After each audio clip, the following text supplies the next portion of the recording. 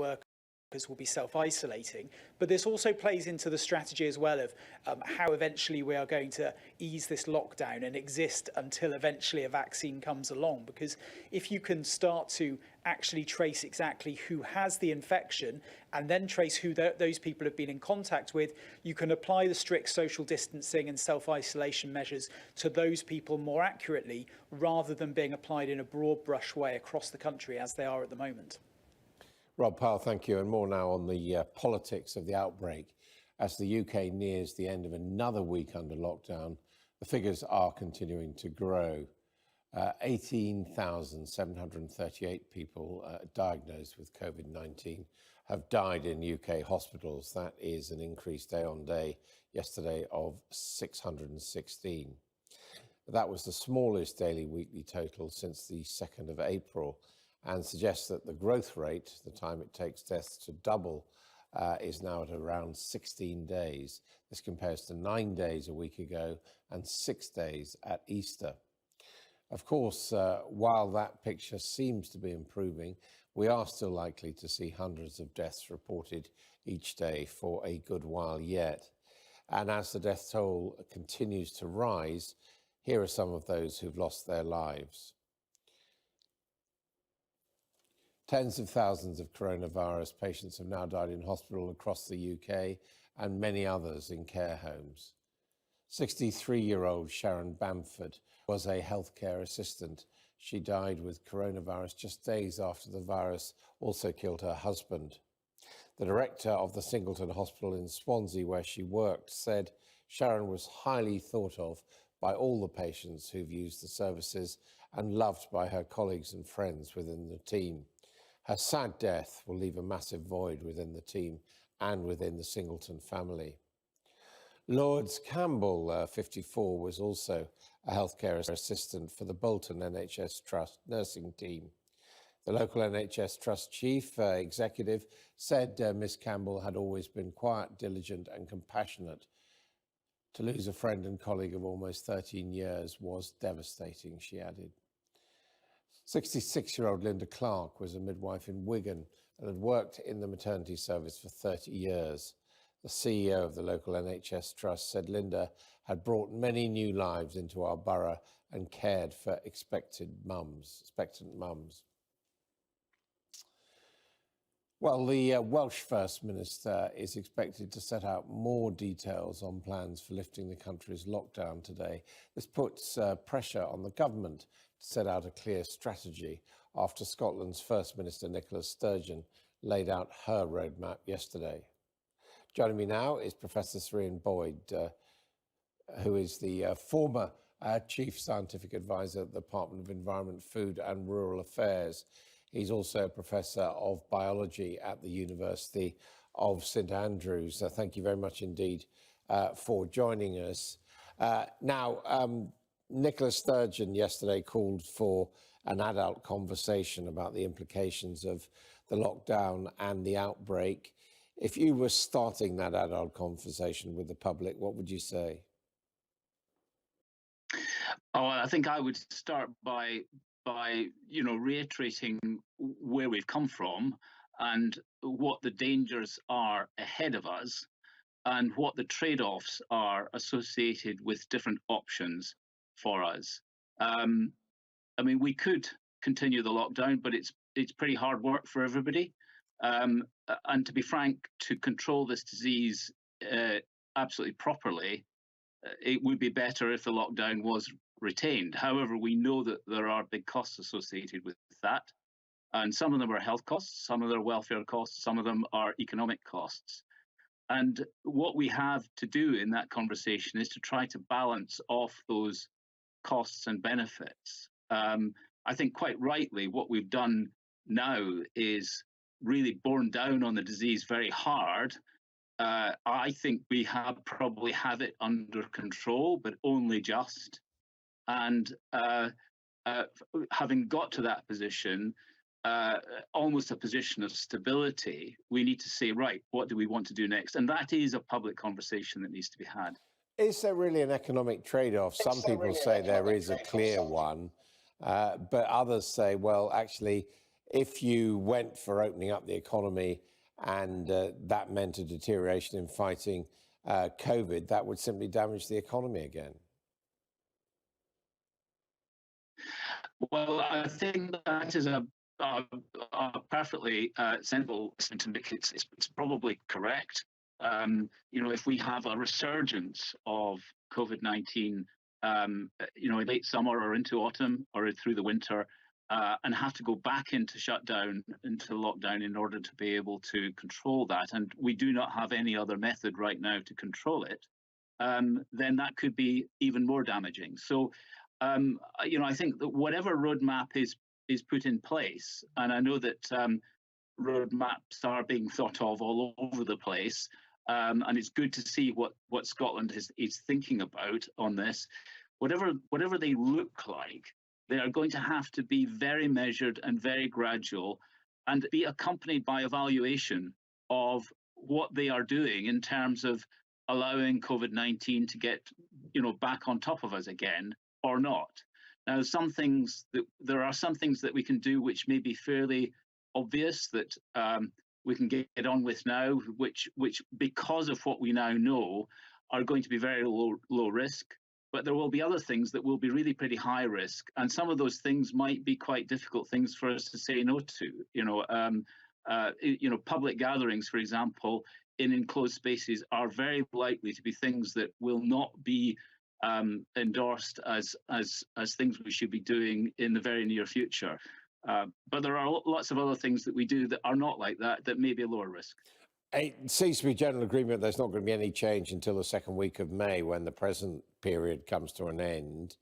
What would your advice be? What can we start lifting in this lockdown at that time? Well, I think that the accumulating evidence is probably suggesting that we, the highest risk scenarios are when groups of people gather together in enclosed spaces, and therefore the lowest risk scenarios are when people are maintaining social distancing, particularly in the outdoor environment. And I think it's those kinds of situations where there could be some easing initially. But as I said before, I think that easing has to happen alongside accurate measurement of what the effects of that might be. These measurements are only really just beginning to get in place. We've got indicators from data that are coming into the NHS and other places like that, which tell us generally what's happening. But we need much clearer and much more accurate indicators to be able to assess what the effects of particular interventions and releasing from the lockdown might have. And we need to get those in place alongside those releases that are as they're going on. Professor Sir Ian Boyd, thank you very much indeed for joining us. And we're going to have a shake-up on our morning agenda from Monday here on Sky News. There's going to be an extra edition of Ian King Live at 9:30 every weekday morning, bringing you the latest business news and reaction at home and abroad to the state of the economy. There'll also, of course, be Ian's usual programme at 1:30 as well, each of them lasting half an hour. This is Sky News. Coming up next, Boris, Kerry, Keir Starmer and Donald Trump using various improvised items to make face masks in Peter Brook's cartoon in the Times. We'll take a look at the opinions on the coronavirus pandemic in the newspapers.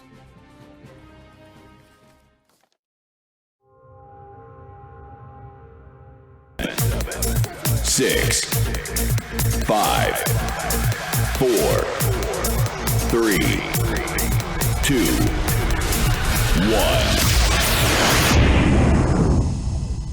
Smile though your heart is aching. Smile even though it's breaking. When there are clouds in the sky, you get by. If you smile through your fear and sorrow, smile and maybe tomorrow you find that life is still worthwhile. if you just smile. Hey, this is ARCHIE, and you're listening to Starr Radio UK and the morning show. This is Starr Radio UK.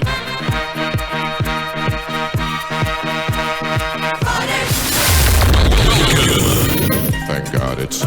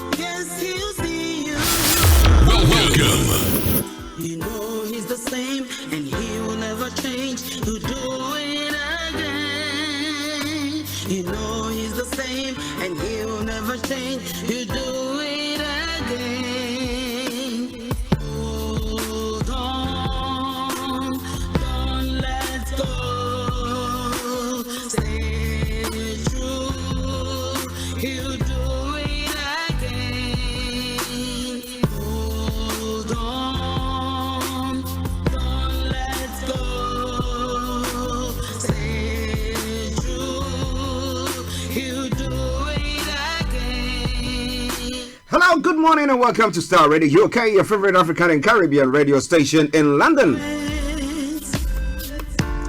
Today is the 24th day of April, the year 2020. Of course, let me say, thank God it's Friday. Now, because you are at home being obedient to the rules, you might not feel that it's Friday. You don't feel that you know. But we who are able to go out to do all the work and everything, we can tell you that it's Friday. Friday is here. Everything. Hey, it's Friday. So wherever you are, welcome you to the program. Welcome, welcome, welcome.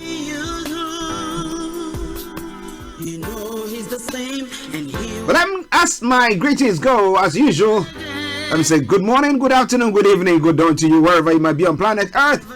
And those of you on other planets as well, I salute you all. And I say welcome, welcome, welcome to the greatest show in the whole wide world, the Starr Radio UK Morning Show. Playing in the background, Miss Edith Morrison.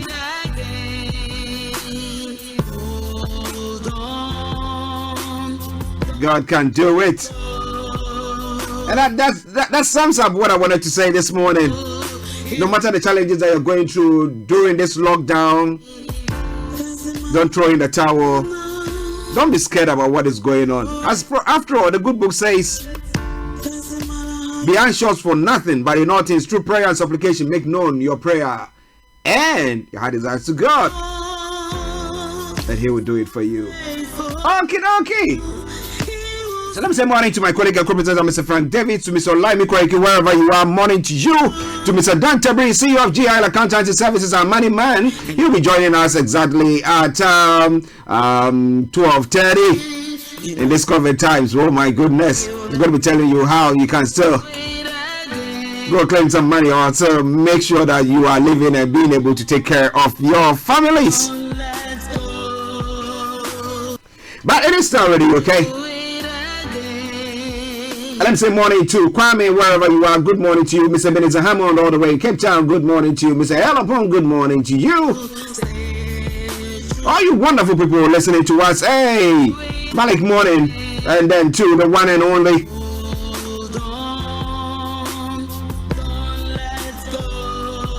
Felix, all the way in Aberdeen. I salute you. But you can do me a massive favor. Share the page with your friends and loved ones and invite them to like our pages wherever you are. Starr Radio UK, your favorite African and Caribbean radio station in London. So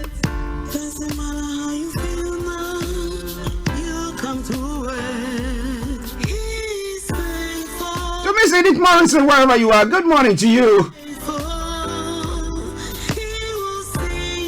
Trust you are doing very well as well, and to the family. Okay, let me just crack on. If it is the first time listening to us, but we are program, I'll bring you the quote for the day. Then we'll move on to the travel update. We'll move on to some lovely music that I have carefully selected for you. And then from there, we have a look at what is happening here in the UK and across the globe. At 11 o'clock, Mr. Olayomi Kweki will be joining us to bring us updates from Nigeria. If time permits, we might be having Mr. Ebenezer Hammond also telling us about updates, or bringing us updates from South Africa. At 12 o'clock, we'll open the lines for you to join in the conversation. And then at 12:30, we have our money man, Mr. Dan Tabiri, joining in. But as I say all the time, if it's making the headlines, whether from archaeology to zoology, from Accra to Zanzibar, I'll make sure I bring your way. Of course, I am. Archie on Starr Radio UK. Nobody does it better. So the quote for the day says what? Life is made up of 3 horizons. Life is made up of 3 horizons. Yesterday, today, and tomorrow. So if things have gone bad for you in the past, or right now things are going bad, so hold on to your faith. Don't throw in the towel yet. Okay, now let's move on quickly to the weather front. Let me tell you what is happening on the weather front. Though lockdown, yet the weather is not waiting. It's kind of warm and sunny out there, but let's see. Let me bring you details of it. It's going to be another dry afternoon with plenty of sunshine, warm again with just a light wind, mostly from the east. And tonight will stay dry with long clear spells and just a few patches of cloud, the chance of the odd fog patch forming towards dawn. A slightly milder night with just a light easterly breeze there as well. Starr Radio UK. Our temperature is going to be 22 degrees, otherwise it's going to be 8 degrees. Pollen level is going to be high, pollution is going to be moderate, and UV level is going to be moderate. When it comes to sunset, it's going to be 2013, and sunrise for tomorrow morning, 05:45 hours. Now over the weekend, Saturday is going to be sunny, blanket sunshine, and the top temperature is going to be 18 degrees, or lower 7 degrees. Come Sunday, a bit warmer than Saturday, 22 degrees tops, and the lowest 10 degrees. You got some garden works to do, why not? Get on it. So that brings us to the end of the weather forecast for you. But it's now time for me to take you to the roads to tell you what is happening on the roads. But stay tuned, don't go away. Starr Radio UK.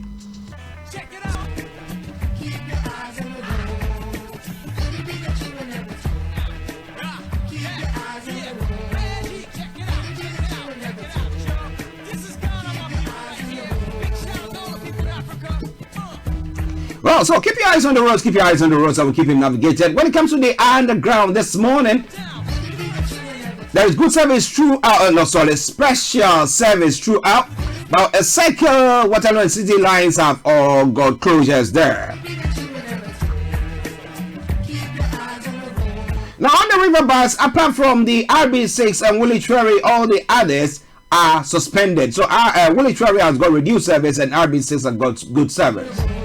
But check before you leave and keep your eyes on the roads. Now on the National Rail this morning, another good one from there. Good service throughout. Keep your eyes on the roads. Keep your eyes on the roads to keep you navigated. I promise I'm on the Starr Radio UK travel update that comes your way now from 10:25. Okay, now on the major roads in London, A10 has got closures, A13 closures, A21 closures, A4 closures, A40 closures, Central London Red Route closures, South Circular A205 closures there as well. Maybe on the pavement there seem to be some roadblocks there. Why not? Feel free to share with us. But on that note, let me say good morning, good afternoon, good evening, good dawn to you. Enjoy your comment for today. But you know what? Keep those eyes on the roads.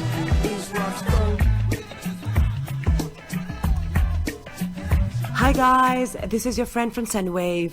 Sendwave is a money transfer app that you can download onto your smartphone and send money to Ghana and Nigeria. Sendwave is absolutely commission free. No matter how many times you send money or whatever the amount may be, you will never have to pay any commission ever. Your money is transferred in 30 seconds, and right now Sendwave is offering the best exchange rates in the market. Don't believe me? Look for yourself. Join me on the morning show on Starr Radio every Tuesday at 12:45 p.m. In the meantime, download the Sendwave app from the App Store or Google Play Store. Remember to use the promo code STARR to get £5 free credit. That's STARR. Bye for now. Clement, the author of How to Go from Employee to Entrepreneur. Just want to quickly tell you about a new and exciting radio show that I'm going to be hosting called EB Means Business. And I'll be discussing the importance of developing different income streams in today's climate and focusing on the small business as one such viable income stream. I'll be sharing valuable tips on how to set up a small business successfully and diversify into other areas. I'll also show you how to discover your gifts and your talents and how you can monetize them, all with the aim of helping your dream of becoming financially free become a reality. So join me, BB Clement, every Tuesday on Starr Radio at 1:30 p.m. Remember, don't let life dictate to you, rather put your signature on life. Welcome back to the program. It is Starr Radio UK, your favorite African and Caribbean radio station in London. It's now gone 10:34. I'm going to bring you my first carefully selected choice of song. One, I just want us to all together just give thanks to the name of the Almighty God for keeping us safe and bringing us this far. So wherever you are, Starr Radio UK, don't go away, don't go away. Enjoy this, and I'll be with you. Stay blessed.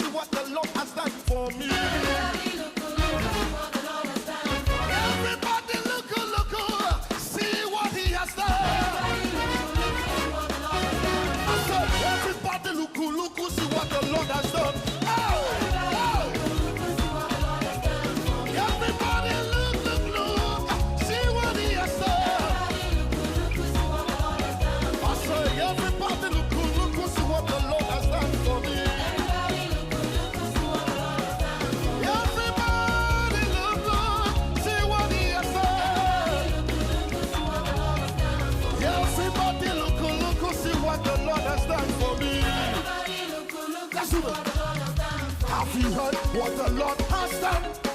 He has destroyed the works of Satan. He has given us the victory. That's why we say, oh say yeah. What the Lord has done, He has destroyed the works of Satan. He has given us the victory.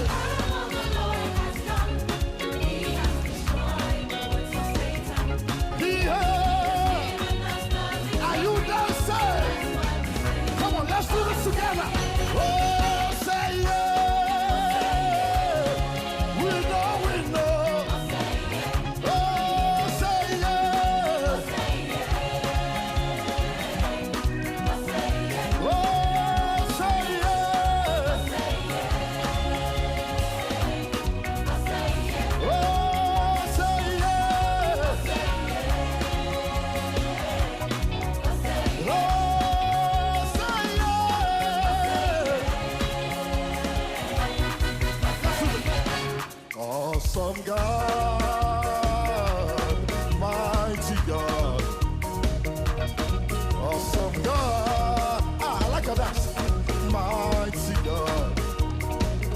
We give you praise, awesome God.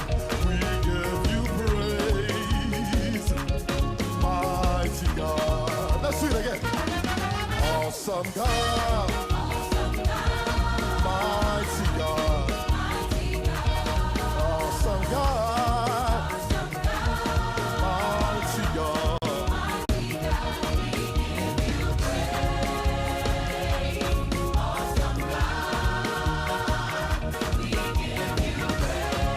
Come on, let's do this.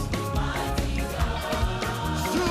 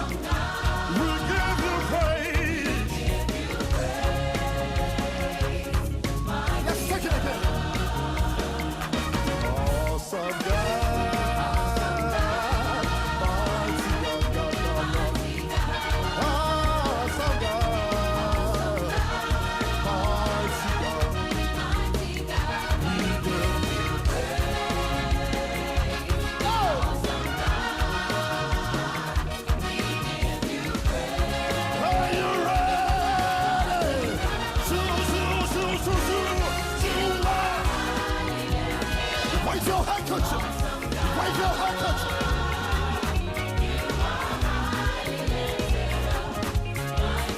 Upper deck, you are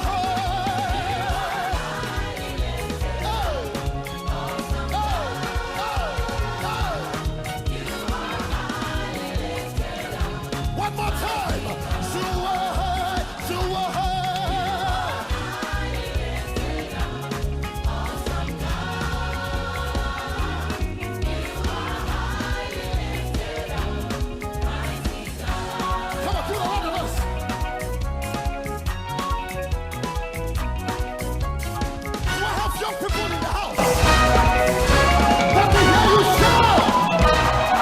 Well, I hope that you've been enjoying the song. Oh, the songs. It's a medley, therefore. One thing I want you to understand is that don't let any circumstance stop you from praising your God. But as I said, after all I've been said and done, wash your hands, stay at home, put on all the masks, done everything. It takes God to protect you. I'm not saying that you shouldn't do all those things. My goodness, you got to do it. You have to be obedient to the rules. But when you've done it all, it will take God to protect you. But just one wrong move, oh my goodness. But God is able. Good morning.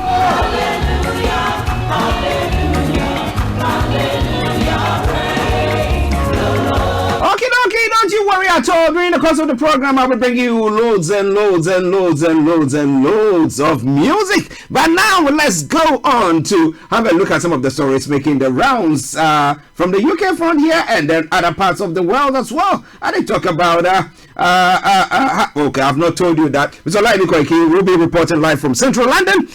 Today, he's going to be telling us about the how the place is quiet, as to whether we're going to be having any chances of maybe next week or maybe next 2 weeks, a couple of weeks time, maybe the lockdown will be slightly lifted and all stuff. I'll be having a look at all those things, those options. But you know, exactly at 11, he will bring you updates from Nigeria. I'm going to be telling you about how Nigeria invests the remaining $34 billion left in her foreign reserves will determine whether they come out of this coronavirus crisis an industrial producer or as indebted beggar and impoverished economy. That is one of the issues that we'll be looking at, and a lot more going to be coming from that front. By 10:43 the time, Starr Radio UK, the station, the morning show, the program. I am Archie. Now, when it comes to the stories that is making the rounds, the former president of Ghana has said Ghana's economy is on ventilators at ICU. That's what he's saying. We know that this year is 2020 is an election year in Ghana, and therefore he thinks that it's now time for him to be jabbing the ruling government. Oh well, so we see what they could have done different from there. But hey, Starr Radio UK, don't you go away, don't you go away. Now moving on to some of the other stories there. The president of Ghana has said that African countries should not just follow blindly measures that have been taken by other countries to fight this pandemic. So somebody will say, what lessons has Ghana learned, or what has Ghana done that is worth emulating? Now, I'll be telling you more about those stories there as well. But as I said earlier on, here now in the UK, let me bring you what is happening here in the UK front.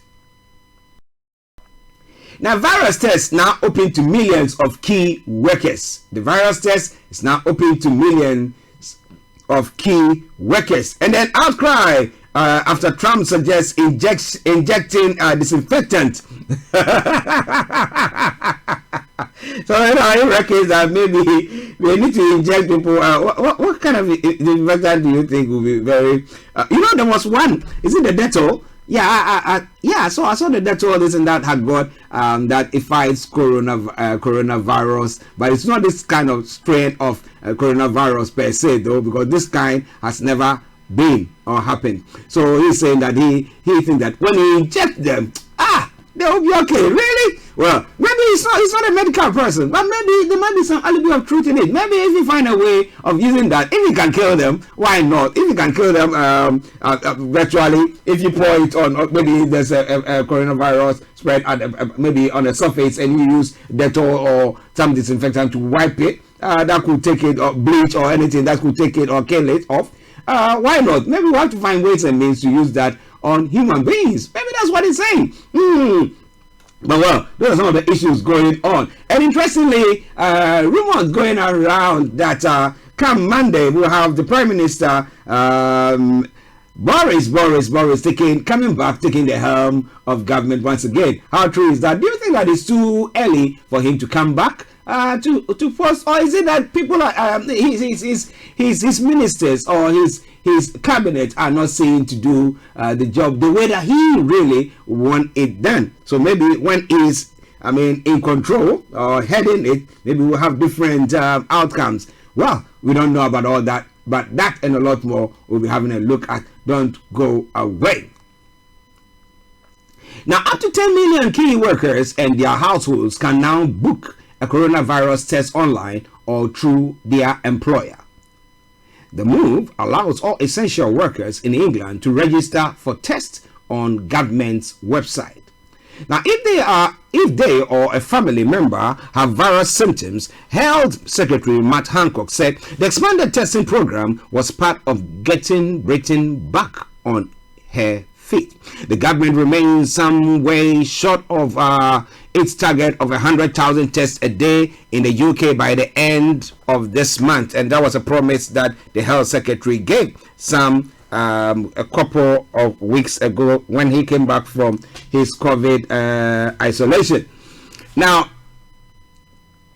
the Health Secretary announced the new testing arrangement on Thursday, that was yesterday, Downing Street coronavirus briefing, along with a commitment to recruit 18,000 people to trace contacts of those infected. Now, those who can now register for a test include NHS and social care workers, police officers, teachers, those in the justice system, supermarkets, and food production workers, journalists, and transport workers. Now, previously, a smaller group of key workers, those whose work is deemed critical to the COVID-19 response, were eligible for testing. Okay, Yomi, we have to go and test now. The aim is to allow essential staff to safely return to work. Mr. Hancock said once people enter their details online, they will be sent a text or email inviting them to either book an appointment at a drive-through center or to request a home test kit, though the latter are currently in limited supply. The website opened on Friday, that's today, but has been working intermittently, with some users being greeted by an application closed message. The message comes, you can't currently register for COVID-19 tests. Please check back here later. Now, if you need any information and advice on COVID-19, read our pages on coronavirus. That is how it comes. That is how it comes from the government website, gov.uk COVID-19. Well, so if you have tested it this morning and maybe trying to register and maybe you've gotten through, let us know. The story continues. A help desk has been established to aid the process, while mobile units run by the army are traveling around the country to where they are needed, such as care homes. The test involves taking a swab of the nose and the back of the throat. Now, anyone classified as essential worker who is showing symptoms can request a test in England and Scotland. The list includes NHS and social care staff, teachers, police officers, and transport workers. They and their family can also request a test if someone in their household shows symptoms. The test involves taking a swab of the nose and the back of the throat, which I've said already. Now, provided you and or those in your household have not tested positive, you can go back to work. That is so long as you are well enough and have not had a high temperature for 48 hours. Mr. Hancock said the majority of people will get their results in 24 hours, but for some it might take a bit longer. The results will be added to a person's medical record, so their doctor or their doctors is informed. He added. Now, key workers who are unable to access the government website will still be able to apply for a test, as employers are able to book on behalf of their staff. It is Starr Radio UK. Now, do you think that will help us? And I just give a glimmer of hope that, hey, we're entering a zone where pretty soon, maybe all this will be over, the lockdown will be eased, and we can go about our normal chores the way we want to do it. Well, it is Starr Radio UK, your favorite African and Caribbean radio station in London. Now, Labour is to probe virus impact on minorities. Baroness Doreen Lawrence will lead a review into the impact of coronavirus on Black, Asian, and minority ethnic communities, the Labour Party has said. The campaigner and mother of murdered teenager Stephen Lawrence has been appointed as Labour's race relation advisor by leader Sir Keir Starmer. The review will examine why the virus appears to disproportionately impact those from ethnic minority backgrounds.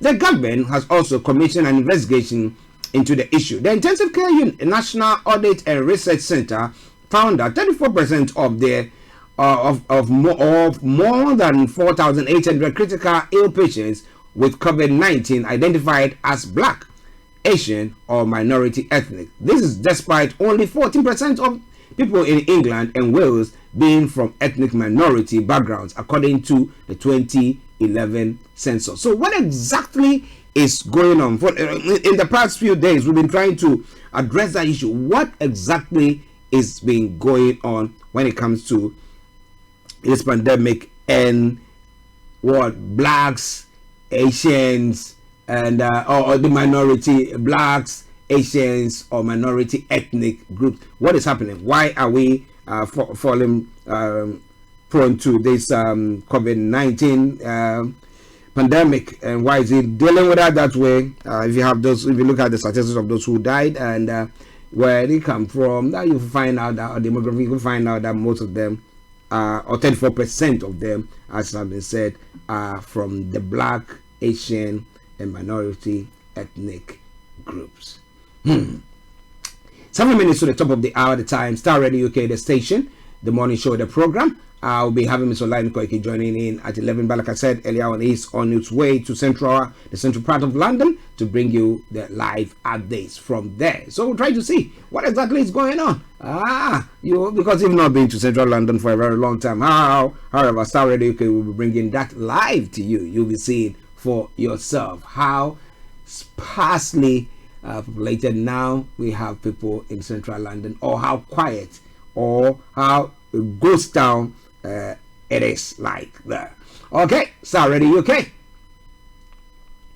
Now moving on to the African continent. Kenyan Slam BBC journalist over COVID-19 vaccine trial comments. BBC journalist has commented in a way, and some of Kenya has been very, very upset about that. Now Kenyans are incensed by COVID-19 vaccine trial comments on the BBC, suggesting that British scientists could start their trials in Kenya if tests in UK don't get the expected results. So they think that, as some people have been saying, that they will want to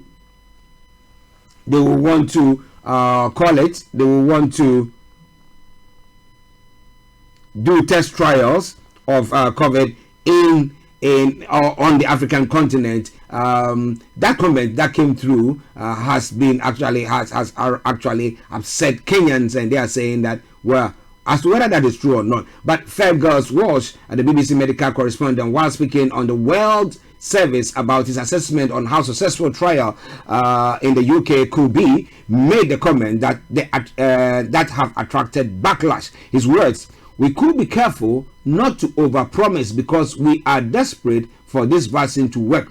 But the team in Oxford have a really strong record going back 30 years.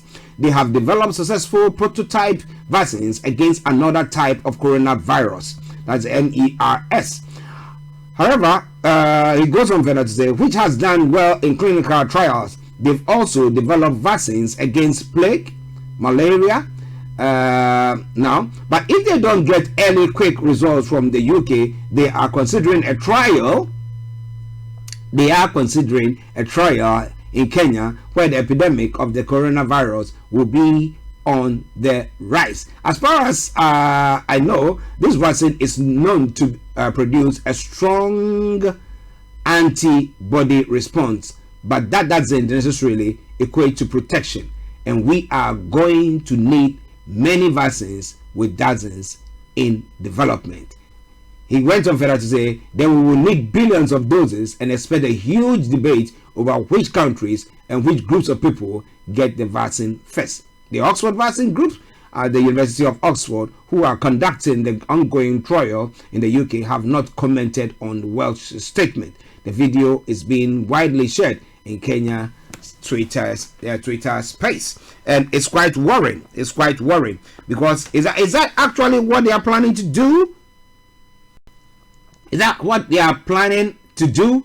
Well, we'll have a look at all those details, and once it's 12 o'clock, I'll give you the opportunity to also share your take with us. But however, you can still do so. You can still do so now. You can go to our Facebook page and post your messages there. Okay, let's take a quick commercial break. We come back. We'll be having Mr. OLAYOMI joining us. Stay tuned and don't touch the dial.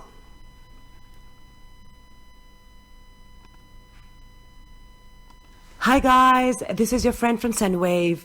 Sendwave is a money transfer app that you can download onto your smartphone and send money to Ghana and Nigeria. Sendwave is absolutely commission free. No matter how many times you send money or whatever the amount may be, you will never have to pay any commission ever. Your money is transferred in 30 seconds, and right now Sendwave is offering the best exchange rates in the market. Don't believe me? Look for yourself. Join me on the morning show on Starr Radio every Tuesday at 12:45 p.m. In the meantime, download the Sendwave app from the App Store or Google Play Store. Remember to use the promo code STARR to get £5 free credit. That's STARR. Bye for now. Hi everyone, I'm Bibi Clement, the author of How to Go from Employee to Entrepreneur. Just want to quickly tell you about a new and exciting radio show that I'm going to be hosting called BB Means Business. And I'll be discussing the importance of developing different income streams in today's climate and focusing on the small business as one such viable income stream. I'll be sharing valuable tips on how to set up a small business successfully and diversify into other areas. I'll also show you how to discover your gifts and your talents and how you can monetize them, all with the aim of helping your dream of becoming financially free become a reality. So join me, Bibi Clement, every Tuesday on Starr Radio at 1:30 p.m. Remember, don't let life dictate to you, rather put your signature on life.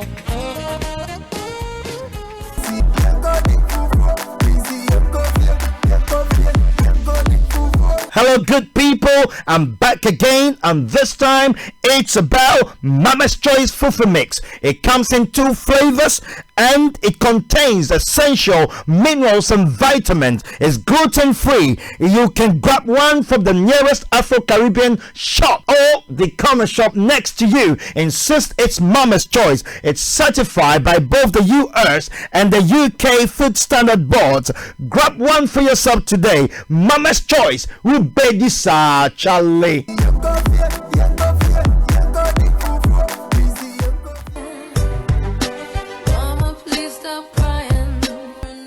Listen to Aunties Mary, Lottie and Regina on the Family Enrichment Programme on Starr Radio UK. This and every Saturday from 6 to 8 p.m.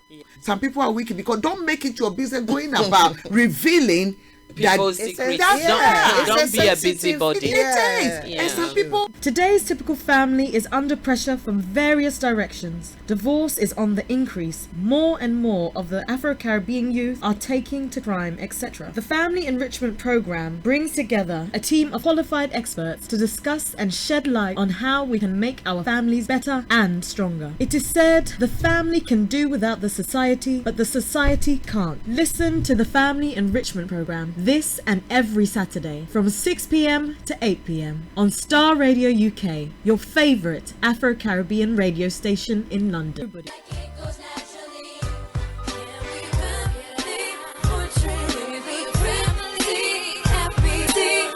Download our app in iTunes and the Google Play Store.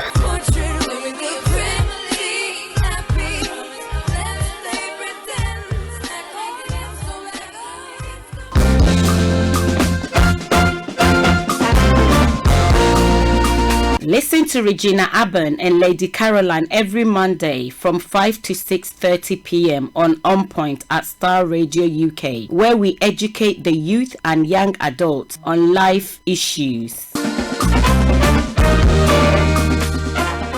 Check me out. He tells me my energy is making him tired. Yes! How do you get the energy to do I've been told that I have a lot of energy, but my goodness, I think today I have met my match, people. I have met my match, Miss Suzanne. Wow, amazing. One of the things that's the start of the darkness. The whole of darkness. So what did that? Myself and the world will adjust. And 2019. Forget the proverbial boardroom. Join me, Simone Frazier, on the CEO, the program that gives you the driving seat over your life. Every Tuesday, 8 p.m. only on Starr Radio. Getting onto the property ladder has never been easy until now. Join us this and every Thursday from 7 p.m. to 8:30 p.m. live on the Property Hour show on Starr Radio UK, where we talk to mortgage brokers, property developers, estate agents, landlord, tenant, property consultants on how to invest or get into the property business and make money. You can't afford to miss this. The Property Hour show is your best source into the property industry. This is Starr Radio UK. The coolest way to start your weekend. Welcome back to the program. It is Starr Radio UK. Let me say good morning to Alhaji Kasim Ganijo, and then Adefiu Jacob, wherever you are. Good morning to Yannick Pinto, Good morning to you as well. And thank you very much, all for joining in on the Star Radio UK morning show. Share the page with your friends and loved ones and invite them to like our pages as well, wherever you are. Let me say good morning to Abiola Olayinka as well. HRH, how are you doing? Hope you are keeping safe there. All right then. Now let's move on to some of the other stories whilst we wait for Mr. Olayemi. As I promised you, he's en route to the central part of London to just tell us and show us what is going on there. We know that you have been confined to your homes, and because of the lockdown you cannot be able to move around, but we'll try to bring the outdoors to you wherever you are, whatever that. Okay, Star Radio UK, your favorite African and Caribbean radio station in London. There's some other issues going on. Now, US President Donald Trump has been lambasted by the medical community. My apologies. Now, US President Donald Trump has been lambasted by the medical community after suggesting research into whether coronavirus might be treated by injecting disinfectant into the body. Now, he also appeared to propose irradiating patients' bodies with UV light, an idea dismissed by a doctor at the briefing. Another of these officials had moments earlier said sunlight and disinfectants were known to kill the infection. Now, disinfectants are hazardous substances and can be poisonous if ingested. Now, even external exposure can be dangerous to the skin, eyes, and respiratory system. Now, during Thursday's White House coronavirus task force briefing, an official presented the results of U.S. government research that indicated coronavirus appeared to weaken more quickly than when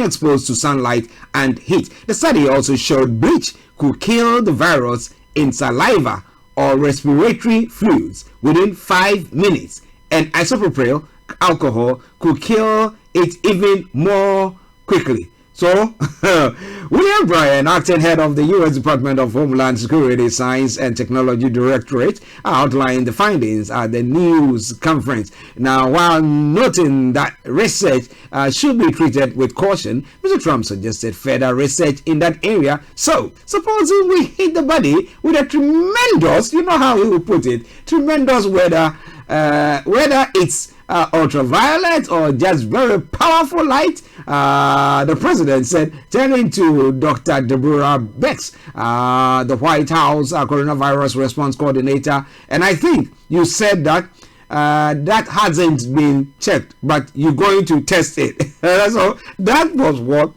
he was telling the doctor, insinuating. Now, and then he went on further to say, and then I said, supposing you brought the light inside the body, inside of the body, which can do either through the skin or in some other way. And I think you said you're going to test that too. Sounds interesting, the president continued. Now he went on further to say, and then I see the disinfectant where it knocks it out in a minute, 1 minute, and is there.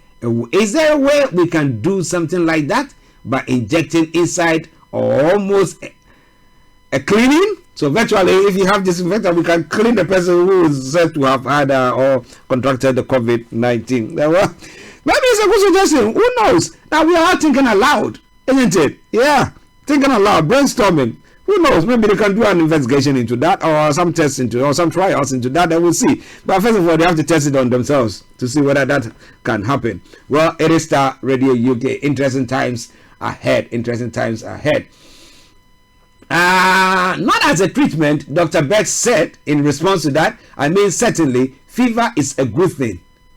When you have a fever, it helps your body respond. But I've not seen heat or light. I think it's a great thing to look at, Mr. Trump said. Who are they going to be testing it on? Are they going to be going to Kenya once again? Okay, well, listen to Star Radio UK for you, your favorite African and Caribbean radio station in London. The lockdown's heavy toll on on Italy lockdown, heavy toll on Italy's mental health. And I know it's just a matter of time, as we were saying the other time. We'll try to see whether we can get some mental health experts to come on the program to maybe throw a bit of light on what you can do, because we know at this time there are a few people who seem to be actually struggling because of the lockdown, those who are facing domestic abuse and all sorts, those who are going through all those things. They seem to be having some mental breakdown. But the question is, by the time the lockdown is eased, what damage will we have caused? Will it be paying through our noses, and therefore that's the people are now going to find ways, how it's going to impact on the economy and everything? Well, it is Starr Radio UK. 8 minutes past the top of the hour, the time. Starr Radio UK, the station. As I promised you, we're having Mr. OLAYOMI joining in from central part of London. Just going to be showing you how dead or quiet those places are. So let me see whether I can get Mr. OLAYOMI for you. Yes. Yomi, good morning. Very good morning to you. I hope you can hear me back in the studio. Yes, loud and clear. Loud and clear. How are you? Well, very good this morning. And as you say, we'll be live from where we are. Just behind me is one of the hospitals that I've also been doing so much, and that's University College Hospital London.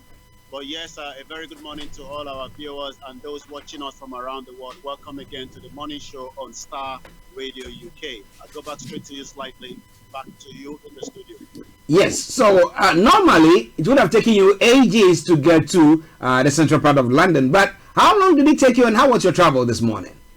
Well, I left, just about almost less than 35 minutes, a journey that would normally have taken, well, precisely maybe about 45 minutes. I think due to not a lot of essential, apart from the essential people that were on the bus, even the announcement was made on the bus was quite as empty as you can think of.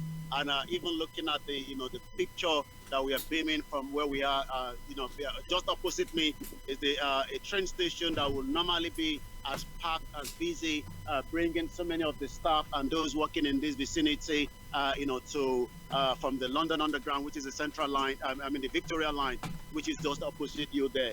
If I turn the camera around as well this way, you will also notice that there's still few transport moving around, but most of them are just essential workers or those still doing a kind of delivery from one end to the other.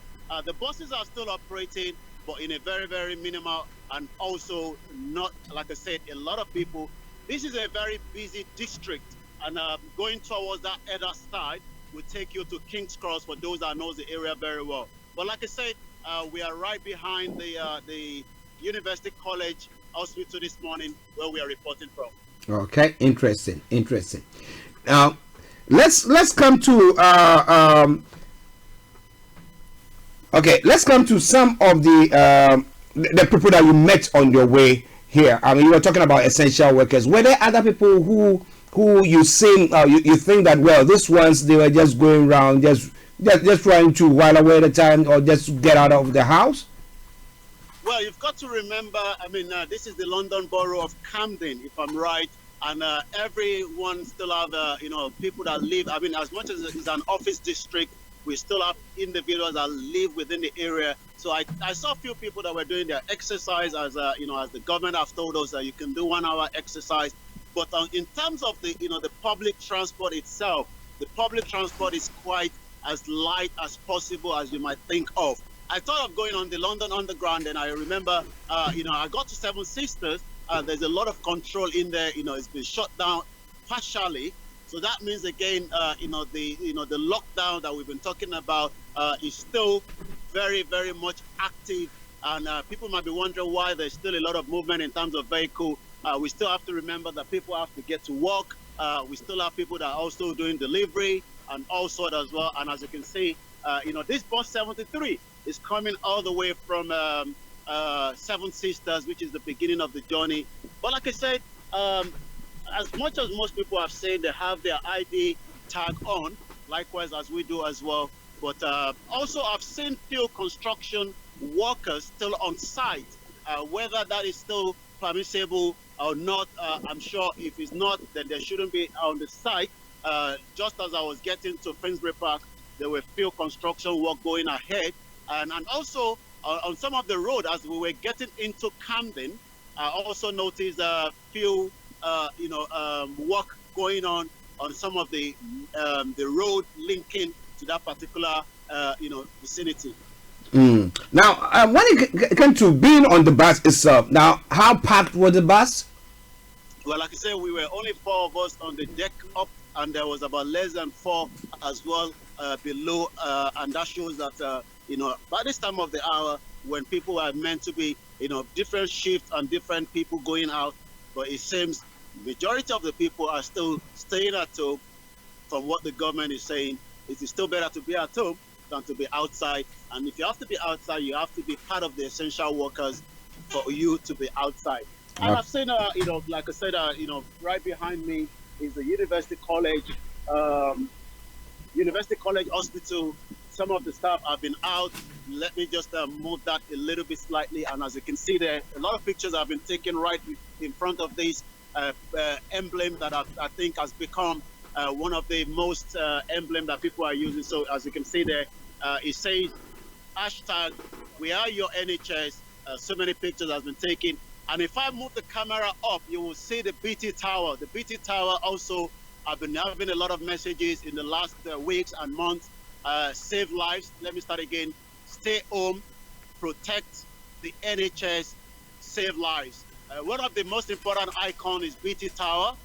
We've seen a lot of images coming out of that in the past when most of the royal family gave birth, either a boy or girl, also comes up on that particular BT Tower.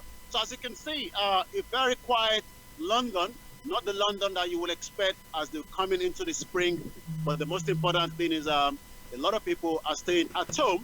And let me just quickly show this as well. This is another, what I saw here, a free bike for key workers for unrestricted access email.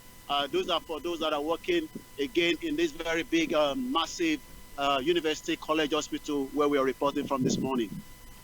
Wow, listeners, a bit of a view for you from the central part of London, where our correspondent, Mr. Olayomi Koiki, is reporting from. He's going to be giving us updates from Nigeria in a jiffy. But let me say good morning to Mr. Edward Nana Eddie, who is also watching wherever you are, and as many of you who are watching, as those who are watching us on our page, on our website, those who are on Facebook, those who are on YouTube, Twitter, and all the other means that you listen to us. I always say that the best way to listen to us is via our app. Just go to the App Store, download it. It is for free.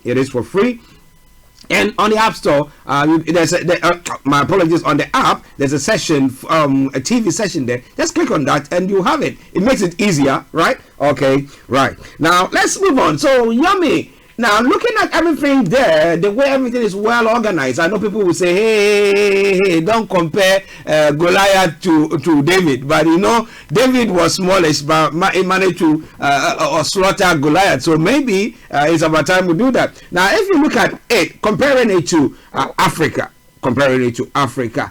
the way people are social distancing, the way the buses or the vehicles are moving around and stuff like that, what would you say as comparing to what we see back home? Well, I think there's not much to say than a message. You must first have information breakdown to people as quickly as possible and continue to put that message out. And also, I think that the reason why we have not been able to say, even as of yesterday, there was another death, and we saw the burial was quite packed up in somewhere in Kano, and it shows that it seems the message itself is not telling people how serious the coronavirus is. Right here in UK, most of these hospitals have been working flatted, just like across almost all other hospitals across the country. But it shows and indicates that if messages doesn't go to the to the grassroots, we speak a lot of English here, but we have to remember in Africa and in Nigeria, where they have about more than 300 dialects, you must break it down to different dialects, and you must tell them the main reason why they have to stay at home, in as much as the number is still very low in Nigeria, but also the death is increasing on a daily basis, and the number is not dropping, it's also increasing. It's all about, the National Orientation Agency. And I remember, the question was put to the Minister for Information, Alhaji Mohammed, whether the message is really getting to the rural area. But I can tell you, if the message is not getting there, we are waiting for a big problem ahead. Very good morning to you, Frank. And let me go back straight to you in the studio. Yes, listeners, it is Star Radio UK, your favorite African and Caribbean radio station in London. The Friday edition of the morning show. Mr. OLAYOMI Koike, Central London. With me in the studio is Mr. Frank Davis. I'm Archie. Now, Frank, good morning to you too. How are you? I'm good. OLAYOMI, good morning too. It's been a good morning. I slept this morning, but I'm here. Man for rest, I mean. Yeah, I spent the whole of the night working on some documentation. Yeah, we're still here. What Good. can you do? Good. How was your travel to the studio this morning? Oh yeah, it was smooth. Journey that normally would take you 30 minutes. Now I was able to do it in less than 15 minutes, but nobody should tell the police though. Well, 20 zone, whether you're doing 30, he's law abiding. He's law. Were put in place considering the population and how human beings. So they should do smart routes. Now that there's less population, cars must increase their pace. Okay. Welcome to the program. Now let's go back to Mr. OLAYOMI Koike. Now, interestingly, Nigeria's case has risen slightly. Now, what was the number of infection as of yesterday? Well, the number went up and is going up, like I said, every day, and we can only hope that we won't see the kind of what we've been seeing in terms of the number outside the country.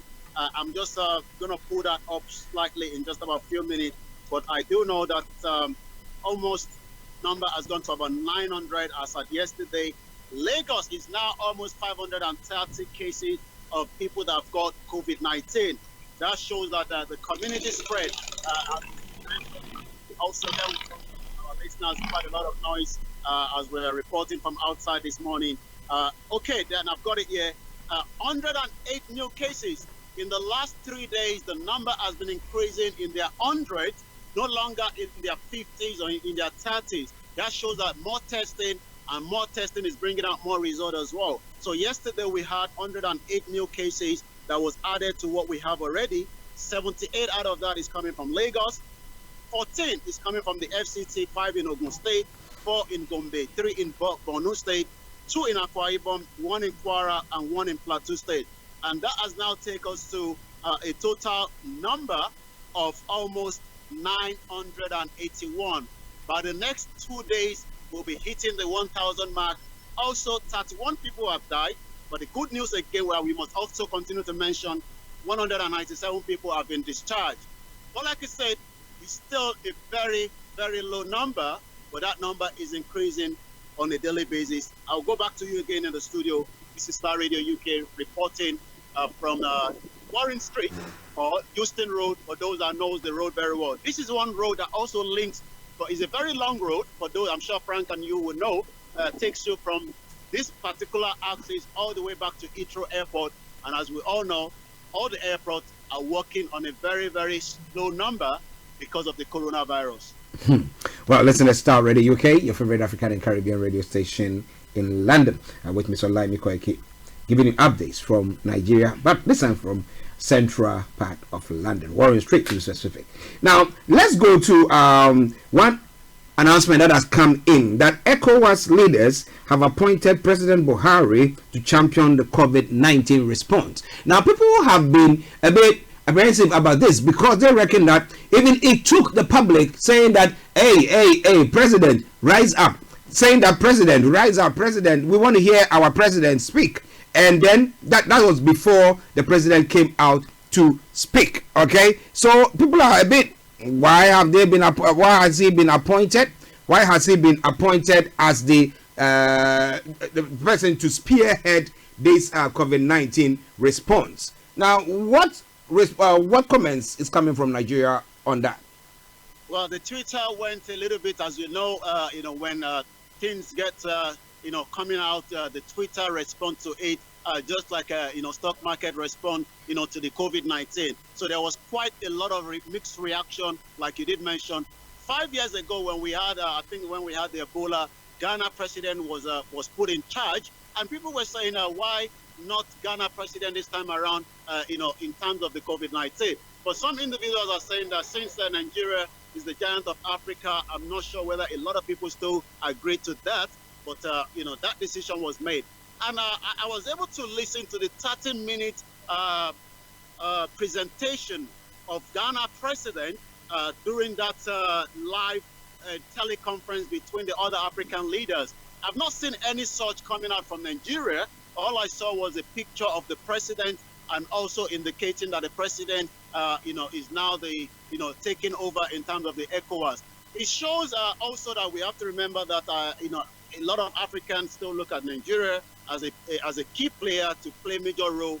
But like I said, there's been a lot of mixed reaction from Nigerians and some individuals, personality as well, in terms of appointing the president as the head of this COVID-19.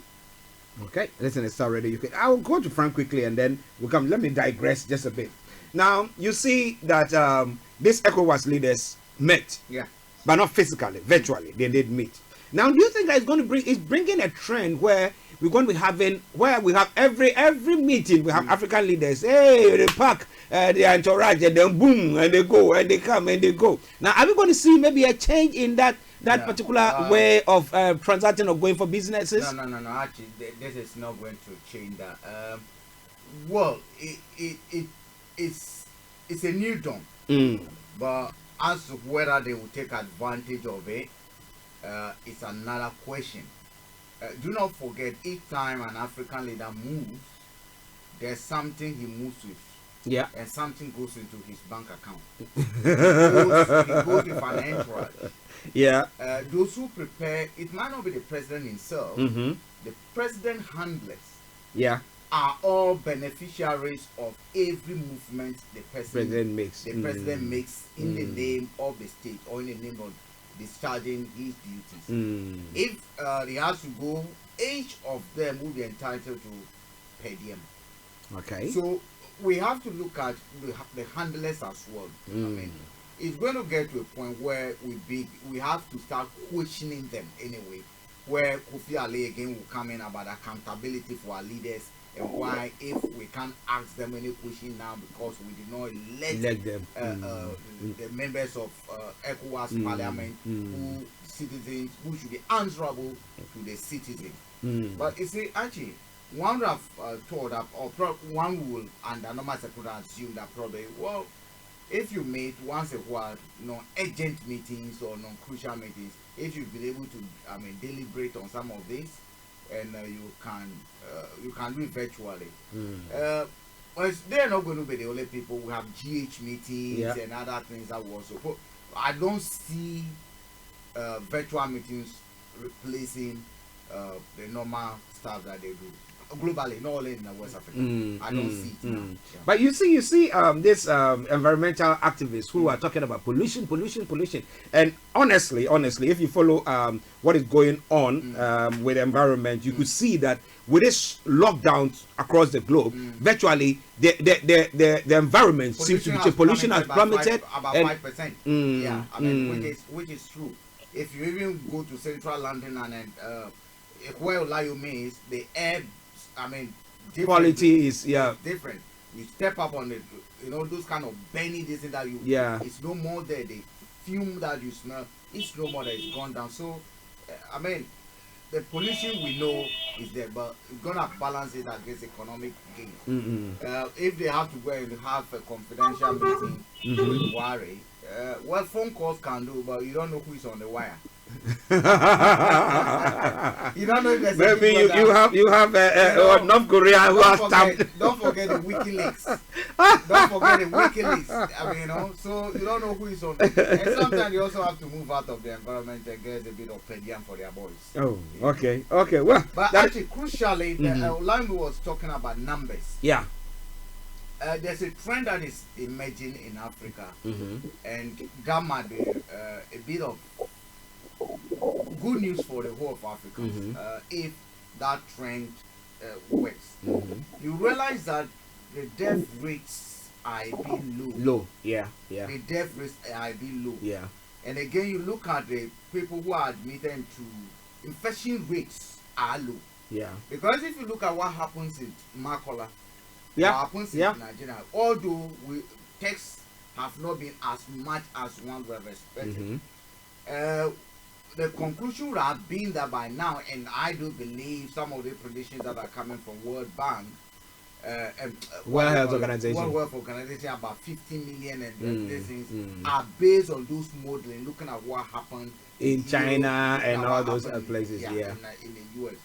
But there's evidence to say that our climate might not be favorable to the virus, to the virus, which might be something good for us. Because even yesterday, a US study found out that the virus survived less under direct sunlight. Yeah. So the more heat that the virus is exposed to, the more it becomes vulnerable and probably dies off, because the protein that covers it, once that protein dies off or is weakened, the virus becomes useless. Could it be what is helping lower the infection rates and the death rate as well?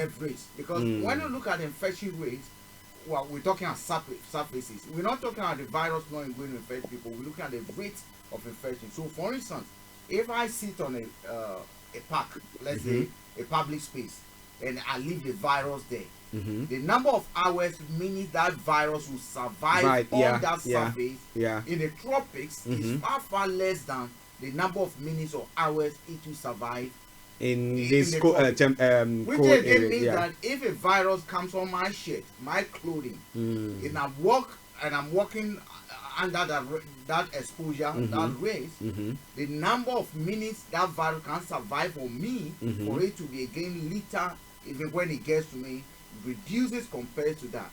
Could that be a good news for our African countries? If that is it, then we might escape the West. Okay, we might. I mean, we might escape the West.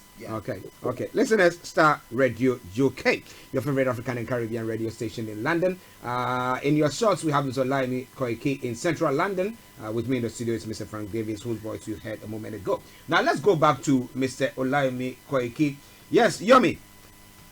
Well, we've got to remember, just like any other healthcare workers around the world, we also now have 40 healthcare workers that have been tested of coronavirus. We've also known that about 2 or 3 doctors have died as well in Nigeria.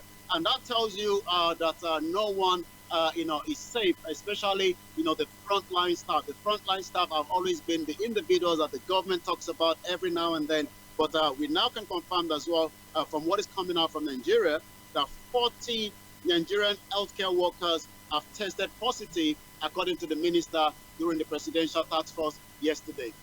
Interesting. Now, okay. Now let's move on to Kano. We know that the Ramadan has started, and we were looking at the fact that there's supposed to be a lockdown, but they don't seem to lock things down. Now, information that came through over the night, I mean, some few days that I was speaking, was talking about the fact that there are some Islamic schools that has now been forced to shut down. But my question is, how come that it's up to now that they are doing that there, knowing that yesterday only, the day before yesterday, you were talking about 150 infections only in that part of the country? So it makes it quite worrying what the leader is doing there. So what do you have for us on that?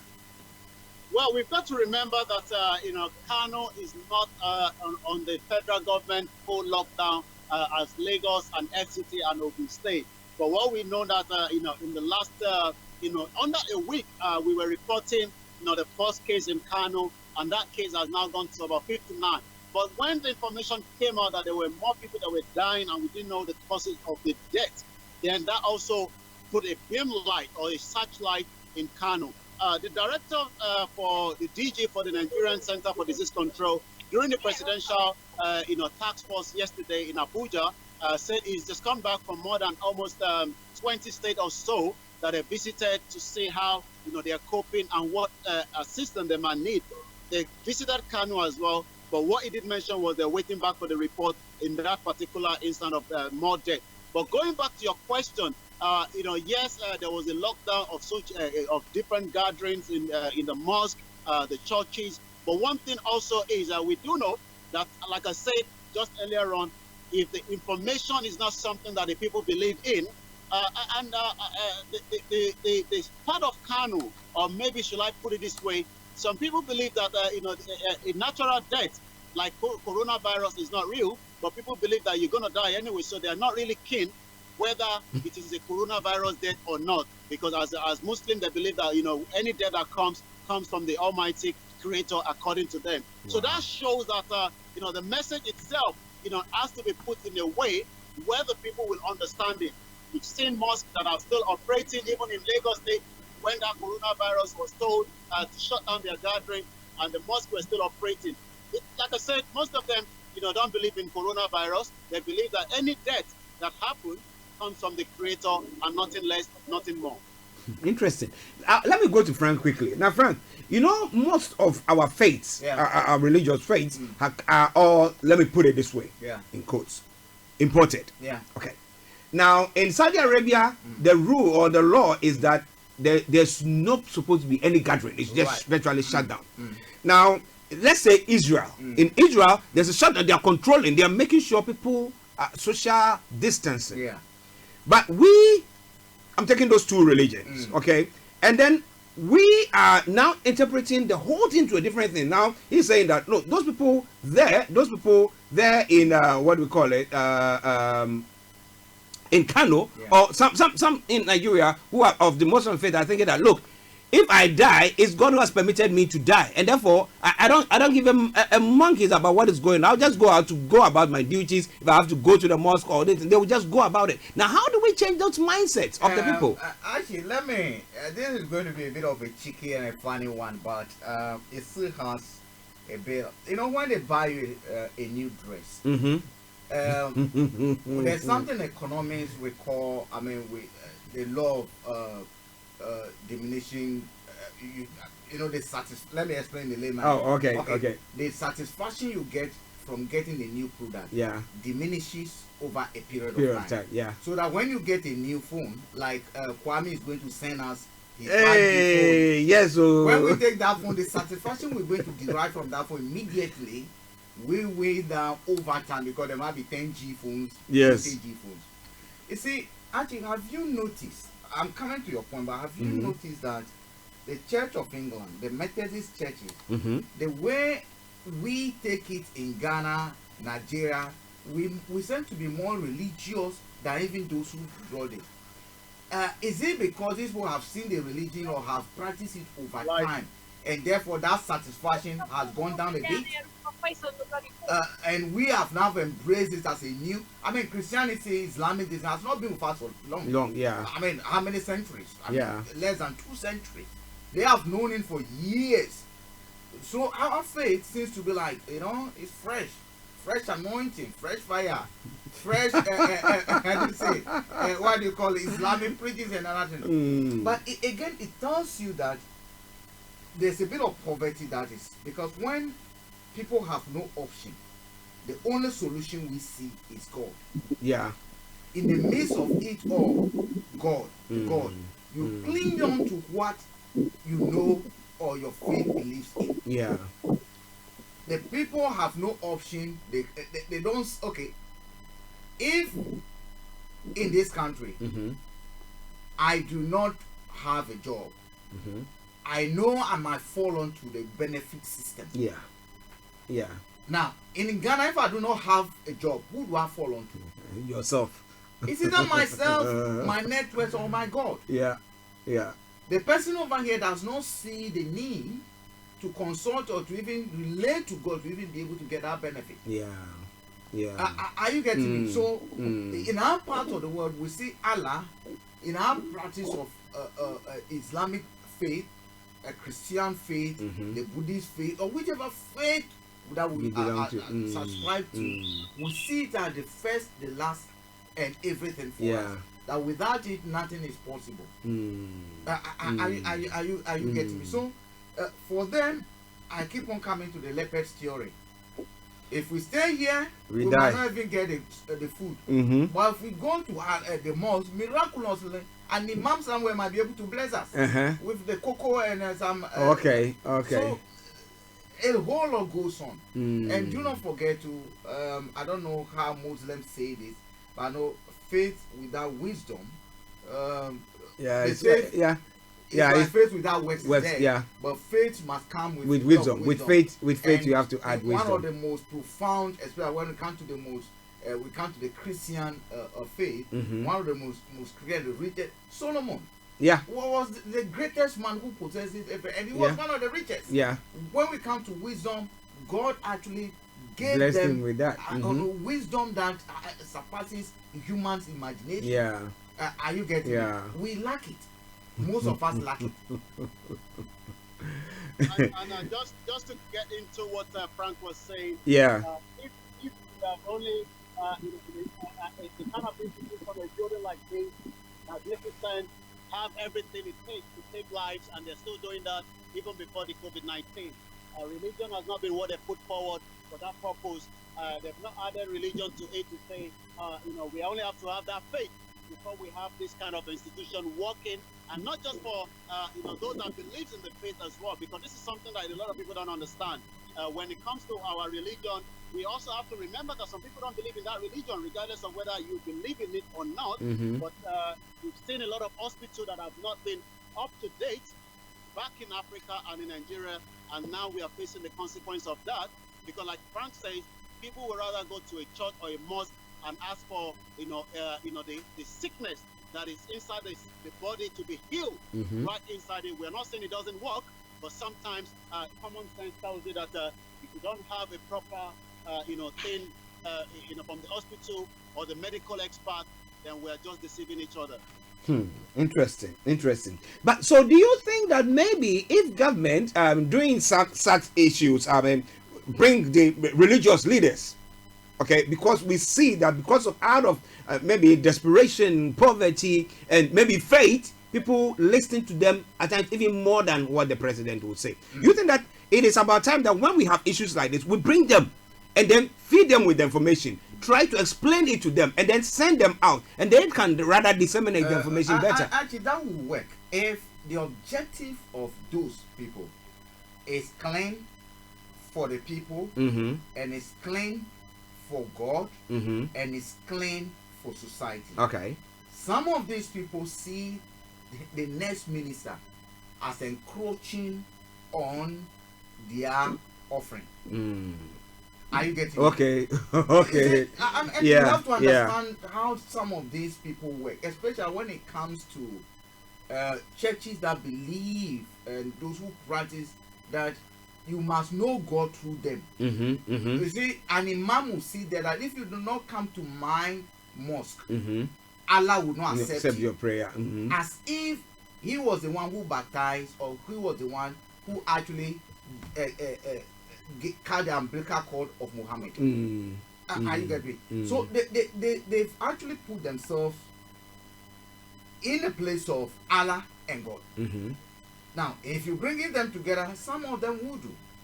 But the question is, most of these people, if they are not going to get direct benefit from it, because you got to understand, some of these people are doing it for the benefit.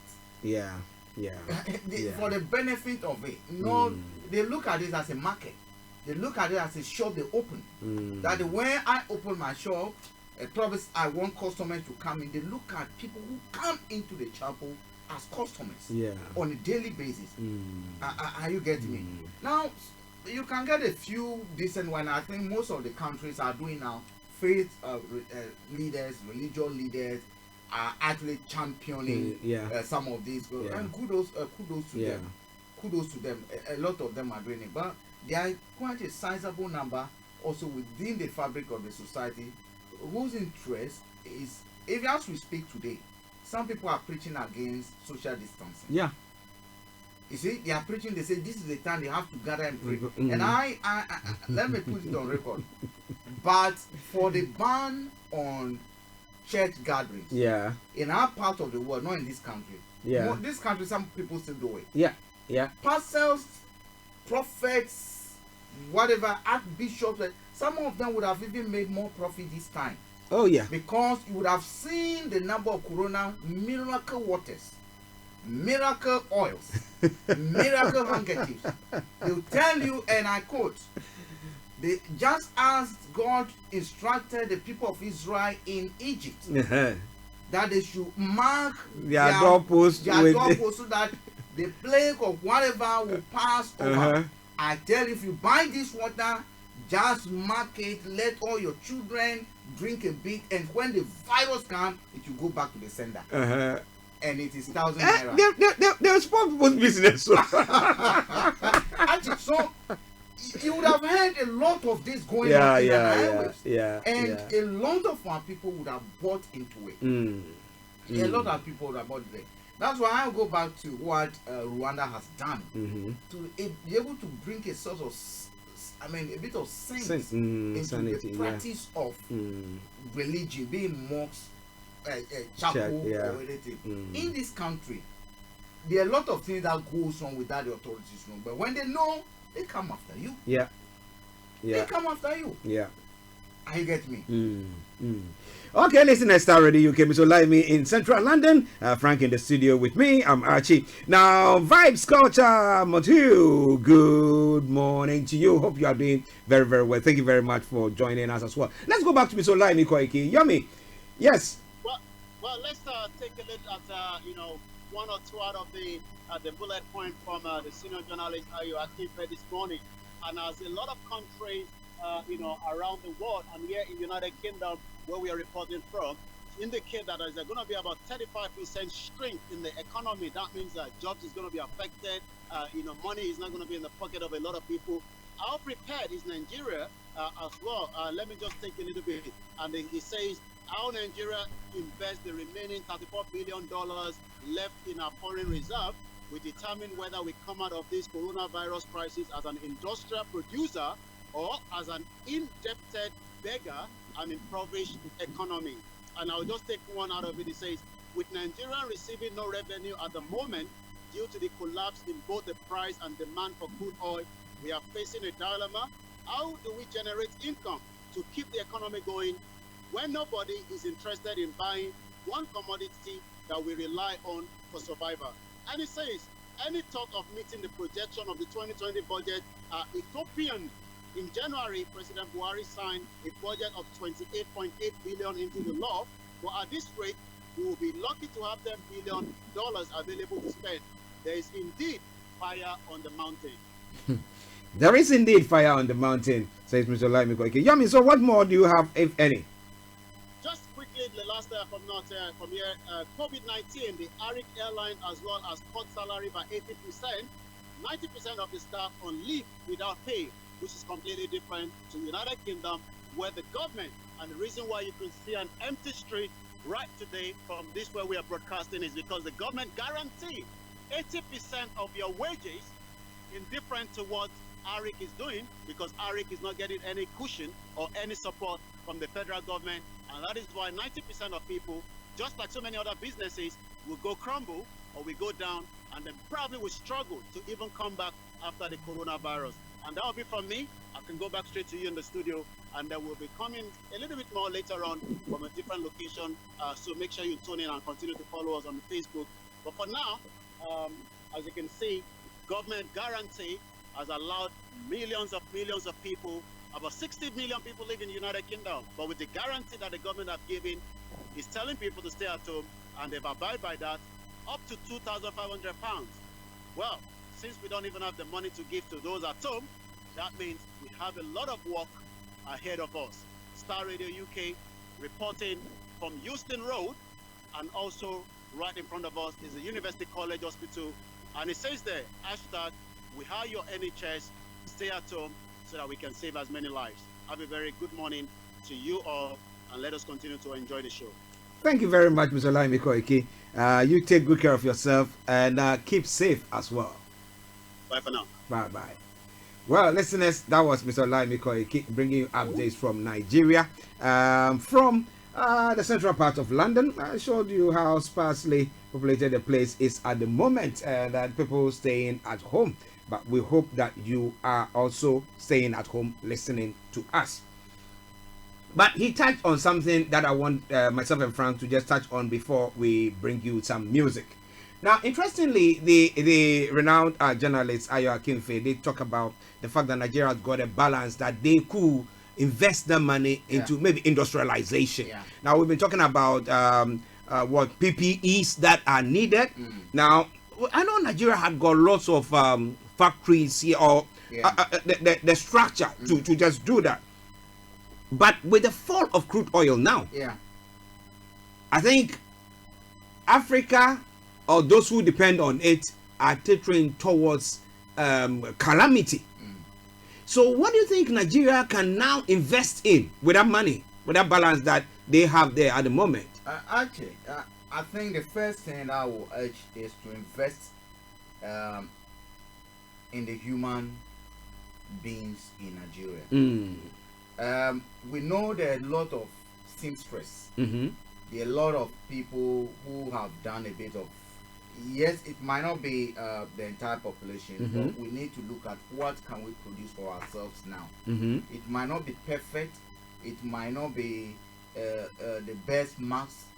For instance, now we have what they call petrochemical industries in Nigeria. Can they start producing plastic that we can use, those plastics that they are used for face shields and other things?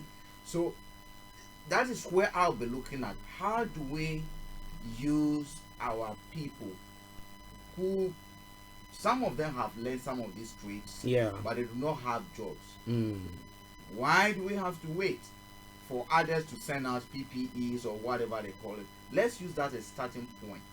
How do we get to encourage that now that importation of certain goods have stopped, how do we get them produced in Nigeria? Was it Nigeria that stopped? They signed a law that people should not import certain items. Now, yes, we signed a law saying we should import certain items now during this period. Great. What is the government doing to encourage the local production of that? And I agree with him if he says that we should use this as to start to basically kickstart our industrial base. It might not be the big factories that we talk of. It might be someone kitchen and dining table sewing. I saw a documentary about 10 minutes, a few days ago, where this charity needed PPEs, and a lady who has actually been supplying to industrial those who do theater. The lady's specialty was, sewing clothes for those who do theater. I've forgotten the name that they use for that. And those kind of stuff. Now, when this issue started, we are not going to theater again. They became redundant. They were there without a job. They got a phone call from a news media who had actually done something with them before. That, look, can you sew PPEs for these children homes? Boom. They just started designing PPE. They've not done PPEs. But what they did was they sewed clothes. And PPEs are what? Clothes. Or one form or the other. They went to it and they are now producing. So basically, another door has opened. It means that even after this is over, they might sign contract to produce some of these gowns for the hospitals. That is what we need to do now. That even tells you that even our hospitals back home, when we're giving them protective clothing good enough, because mind you, coronavirus might not be the only virus that exists out there. Are you getting me? In this country, we know a lot of viruses get picked again. Bacteria get picked. In hospitals as well. And if you take even your common towel, there are a lot of bacteria in it. Are you getting me? Actually, even if you don't do anything, you get home, you want to wash your hands. Yeah. You see the death that even Comes, comes out of yeah. your hands. Yeah. And then when you are hungry, you pick something, you put it in your mouth. Another thing. So we might have to look at it. What can we do for ourselves? What can we do? And I agree with him. We need to start thinking. And actually, in this country, even for instance, the world will never be the same again. Yeah. There are industries that are going to look. People are going to get out of job. People are going to be billionaires overnight. Oh yeah. After this. Yeah. Because there's going to be a need. There are industries like recruitment industry that's going to boom. Because people and a lot of people have been laid off. Yeah. You have been looking for job. Yeah. So if you have an expertise in recruitment, this is the time you need to start working from home, setting up the structures that are needed.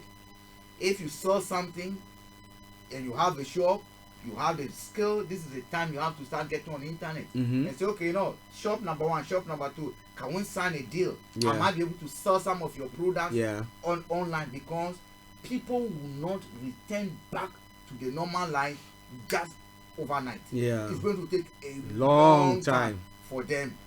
When it comes to the consciousness about health, people are going to stay active for. Even they tell them, have you seen a chicken that is tied down? Right? You tie a chicken down for a long time. When you take the distance off, it feeds. Yeah. It takes sometimes you have to physically push it before it can fly off. We're getting to that kind of mentality that the society is not going to wake up to what it used to be. Again, you spoke about the environment. The environmentalists now have concrete evidence. The climate change activists now have enough evidence to be able to tell you that we told you so. That look, if you can limit cars, if you can do A, B, C, D, pollution will go down. You see, you were forced to lock down, and then calling for, even without us calling for it. Yeah. This is data showing that for these measures, probably the pollution will have still been there. But you implemented this, and we can now prove to you with data that our activities are having. That is also going to inform change within the political and decision-making spheres. So, if the world is not going to be the same in the UK, in the US, why should we expect it to be the same in Kenya? So our leaders will need to be thinking. Well, our leaders need to be thinking. And as individuals, we need to be thinking.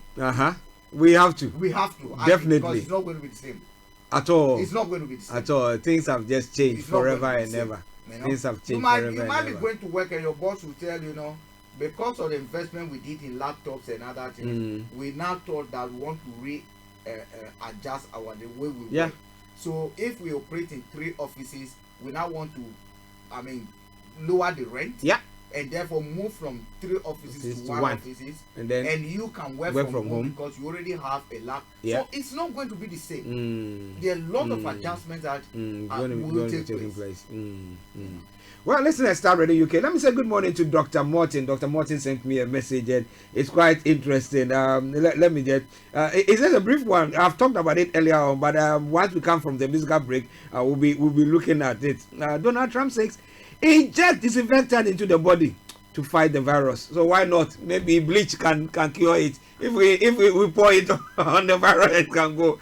Maybe we try that or test that on people, and that could work. Well, we don't know what's going to happen, but all things are possible.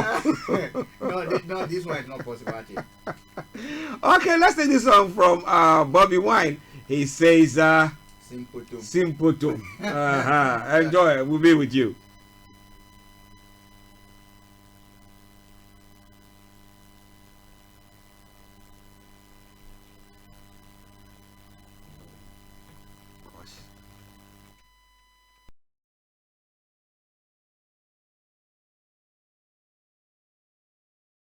Hi guys, this is your friend from Sendwave. Sendwave is a money transfer app that you can download onto your smartphone and send money to Ghana and Nigeria. Sendwave is absolutely commission free. No matter how many times you send money or whatever the amount may be, you will never have to pay any commission ever. Your money is transferred in 30 seconds, and right now, Sendwave is offering the best exchange rates in the market. Don't believe me? Look for yourself. Join me on the morning show on Starr Radio every Tuesday at 12:45 p.m. In the meantime, download the Sendwave app from the App Store or Google Play Store. Remember to use the promo code STARR to get £5 free credit. That's STARR. Bye for now. Hi everyone, I'm Baby Clement, the author of How to Go from Employee to Entrepreneur. Just want to quickly tell you about a new and exciting radio show that I'm going to be hosting called BB Means Business. And I'll be discussing the importance of developing different income streams in today's climate. Make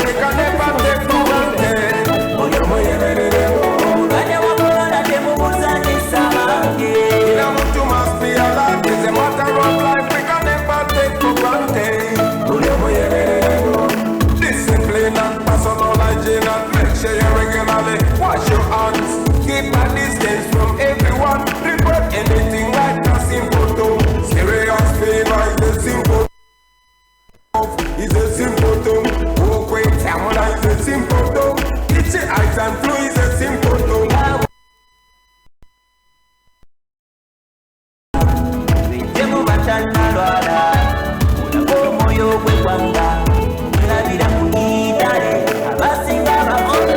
On mobile, and soon on TV. This is Starr Radio UK, the leading Afro-Caribbean radio station in London. Everybody must be alert. It's a global pandemic we can never take for granted.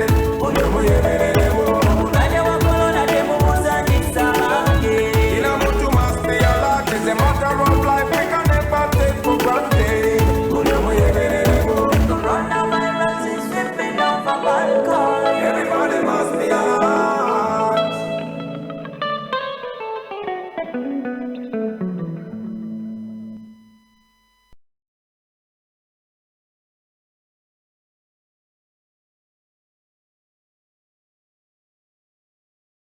Hi guys, this is your friend from Sendwave. Sendwave is a money transfer app that you can download onto your smartphone and send money to Ghana and Nigeria. Sendwave is absolutely commission free. No matter how many times you send money or whatever the amount may be, you will never have to pay any commission ever. Your money is transferred in 30 seconds, and right now, Sendwave is offering the best exchange rates in the market. Don't believe me? Look for yourself. Join me on the morning show on Starr Radio every Tuesday at 12:45 p.m. In the meantime, download the Sendwave app from the App Store or Google Play Store. Remember to use the promo code STARR to get £5 free credit. That's STARR. Bye for now. Hi everyone, I'm Baby Clement, the author of How to Go from Employee to Entrepreneur. Just want to quickly tell you about a new and exciting radio show that I'm going to be hosting called BB Means Business. And I'll be discussing the importance of developing different income streams in today's climate and focusing on the small business as one such viable income stream. I'll be sharing valuable tips on how to set up a small business successfully and diversify into other areas. I'll also show you how to discover your gifts and your talents and how you can monetize them, all with the aim of helping your dream of becoming financially free become a reality. So join me, BB Clement, every Tuesday on Starr Radio at 1:30 p.m. Remember, don't let life dictate to you. Rather, put your signature on life.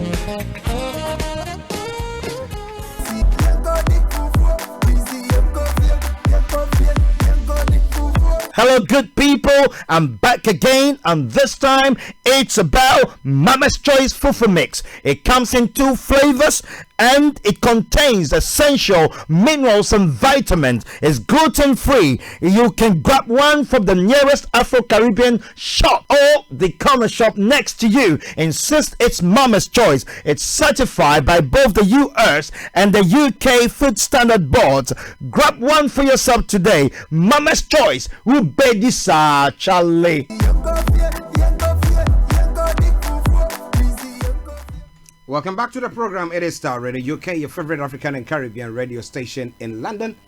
bringing the time now to a minute after 12. The lines are open. You want to join us on the discussions this morning, touching on anything, or this afternoon, let me put it that way. Feel free to do so. You can call us on 0208 133 2257 or 58 0208 133 2257 or 58. If you are US or Canada, it is 001 718 303 2737 001 718 303 2737. Let me say good morning to Comforter Hewitt and Mr. Uforibuama in Houston. Okay, text or WhatsApp us is 0753966174 0753966174. Our Twitter handle is at Starr Radio UK. Email address info@starradiouk.com. Now, during this lockdown, at times it's very challenging for some people because you're not able to go out or because your income has been kept in a way. So if you're in the US or Canada or the Caribbean area and you've run out of data, you have a low data, no, you can still listen to us. Just dial 001 518 400 6069 001 518 400 6069, and you can hear us or listen to us for as if you were on your phone, as if you are listening to us here on Starr Radio UK live. All right then. With me in the studio is Mr. Frank Davis. Exactly at 12:30, we'll be having Mr. Dan TABIRI coming on the Money Hour on the on this morning show. Today he wants us to. We will be looking at the COVID-19 support.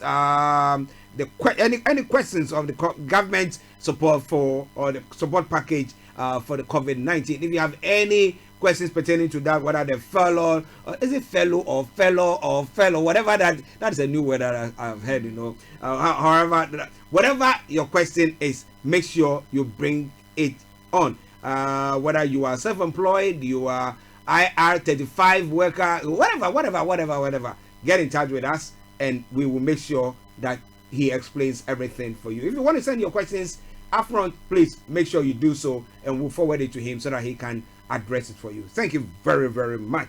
Don't go away. Share the page with your friends and loved ones. Invite them to like our pages as well. Starr Radio UK, your favorite African and Caribbean radio station in London.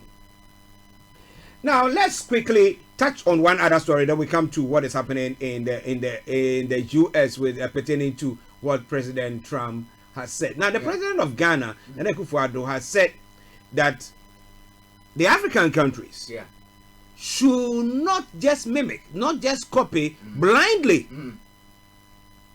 what the Western world, what other countries are doing. You need to look at your country, look at how it, and then work according to it to see how to clamp down on this virus that has taken hold of the whole world. Now, what do you think? What do you think? Is it? I 100% agree with that statement on the face value.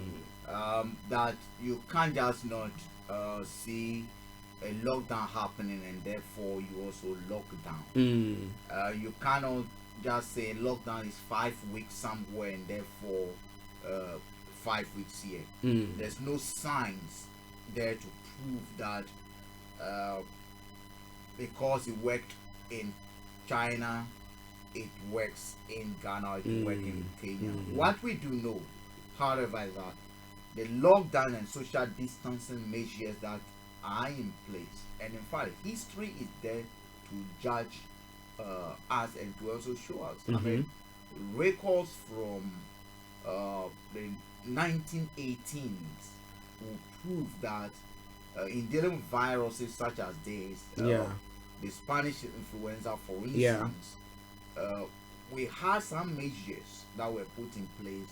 Some people defiled those measures, and the consequences were very, very big. I mean, a state like Colorado, Denver, Colorado in USA, did something that others did not do, and the consequences on that state still haunt those who survived up to now. Up to now, and history will judge those who were against those moves. So I 100% agree with him that look, we cannot mimic what others are doing. However, whatever decision we take have to be backed convincingly by science and evidence. So if we put down a lockdown, okay, for instance, Ghana, went on a lockdown when we had less than 100 cases. Cases. Yeah. And we've lifted the lockdown with no proof to me, or from where I see it, apart from the signs that might come from, or the evidence that might come from the effect of climate and this, in which, again, might have been the reason why we do have a lot of infections, but we do not have a lot of intensive people in intensive care and fatalities. And when the president was speaking, for instance, said that some people seem to have got a virus, will show symptoms, some people will not show mass symptoms, and they will not even need treatment, which means that probably, but again, the numbers are too small to be able to draw conclusions on that, because even in this country, you will recall, in the West, when a lot of elderly were, the initial argument here was that young people seems to be immune. False security. Yeah. Until we started having people who died who were less than teenagers and little kids. And evidence suggests that they had no underlying health issues. Which means this virus can operate differently. And let's again, when the virus gets into your system, climate does not have effect on it again, because that's your body temperature. So yes, I agree with him on one hand, but I do not think that they are providing enough evidence, verifiable evidence, that logically a lot of population can buy into for some of the decisions that they've taken. Yeah. For instance, you tell me that you locked down Accra, you locked down Kumasi, when Kumasi numbers were less than 50. However, you did not lock down Eastern region when the numbers were 50. Are you getting me? So if you someone told the whole of Eastern region and it wasn't Kumasi, a bit of logically you might say, but it doesn't explain it. Completely to me. If the numbers were less than 200, you lock down, and the numbers are now 1,000 plus, and you open it up without any proof that we've tested more, the infection rates have lowered, and others provided we have enough PPEs in the system to provide for these people, then I do have a bit of a problem. But we stand and we do have very peculiar economic issues. If you look at the way the Kaya youths were living, if you look at a situation where people were forced to go to markets at night, just because they want to survive. Are you getting me? You only have to hope, and in fact, I think they're working on the theory of herd immunity, that if the numbers we've tested, if the number of people who have got infection, and the number that we know that did not need the hospital treatment, then it's on. We're projecting that even if we open the country up, more people will get it. There will be a lot of people who, although will get it, will not go to hospitals. But let's pray and let's hope that that works. Okay. Because if it backfires on us, then it's going to be we're going to have a problem. But I do 100% agree with him that you cannot just look at the situation as it is in Israel, Kenya, and then copy and paste. That would be what they call it. Strategic plagiarism. If there's anything like that. Strategic plagiarism, why not? Nobody doesn't want to accuse again of copying any model. He's not. He doesn't want. Tomorrow you say because Nigeria shut down or locked down, so you copy that. He doesn't want to be accused of that. So he might want to tell you that I'm doing this from my own backyard. I'm not copying anything that anyone is doing. Well, so they are rather plagiarizing probably what I'm doing. Well, I think South Africa is plagiarizing Ghana now. They said pretty soon they're going to ease their lockdown. Well. Listen at Starr Radio UK, 11 minutes past 12 the time. It is a Friday edition of the morning show. Now let's go straight to the US. Right. Now President Trump, we know him making all statements here and there, but he's come with one, and people have started virtually firing him big time, and it's all pertaining to the the fact that he's saying that if we use disinfectants, yeah, it could kill. And then if, like you were talking about the tropics, that the sun, the heat from the sun can destroy or kills the virus quicker. Or it reduces its lifespan. Okay, so looking at all those things, if we think that, well, we could do something about it. You remember that when this thing came up, there was this video somebody sent me, or a picture, a poster of Dettol that had coronavirus on it, that it fights coronavirus as well. It can kill coronavirus as well. So if you think that, I think that maybe if we inject people, it could help. I think it's a wrong application of what the evidence before him suggests. And I think it's a wrong interpretation fueled by his desire for politics. Archie, let me say this, that the chemical, which again mimic bleach, that is used to clean fish ponds, is reported to have killed a couple in Texas. They took it as to kill coronavirus that this way. And you don't mean it? Yes. Now, the science suggests, according to the studies, the science suggests that the bleach chemical that we use to kill Dettol and all that, they kill the virus in 5 minutes. Now, the question you then have, how does the virus behave in our respiratory system? When you inject someone, we know the virus cannot survive in your intestines for long because of the gastric acid. Now, if you inject someone with bleach, how does it operate within the bleach blood goes system? into the tummy of the person. How does it go into the lungs? I mean, even if it goes into the blood, we're talking about lungs, right? We're talking about inside the lungs, all right? It's like, I don't know if he's been to what do you call it? A blacksmith. See the way that fan, that thing, yeah. Your heart pumps blood, it goes contracts open, the lungs behave similarly. Yeah. You know, that's why when you open, you blow air into lungs, it goes up and up, down.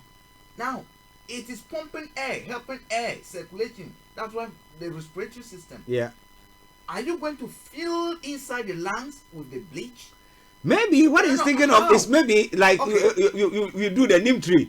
You put it in hot water and you will inhale it. That is a science that he's not applying. Because we are not injecting the neem tree. The neem tree science. Yeah. It's not even the neem tree alone. Rob, I know someone. We know someone over here. Rob. Who does you warm hot water and rub. And camphor. And that is a proven science, because even the other research shows that the virus cannot survive beyond a certain heat level for a long period of time.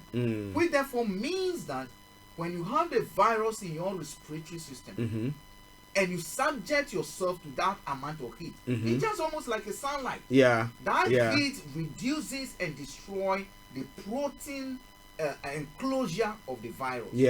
So inhaling that heat is different from going to put a chemical in your system. In any case, Archie, why is it advised that when bleach gets to your eye, you should wash it, and then go. Why don't we put trans daughter of sand and inject them and see how the bleach works on them?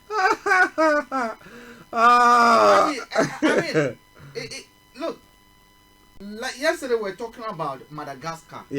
Which actually says they've discovered corona organic. COVID organics. Which can work. Which for me, I'll take it if I have it. Trump has suggested it. They should not open a bleach. Get someone to inject him in the full glare of the camera. Okay. Listeners, we've got Mr. Vanessa Hammond. I think yesterday he said that he will give us some update. I think the president spoke, so he is here to update us on what the president has said in South Africa. Evan, good afternoon to you. Good afternoon to you and to Frank and to the listeners as well. Yes. How are you doing? I'm doing very well, by God's grace. Trust you are all doing good as well. We're doing great. Yeah.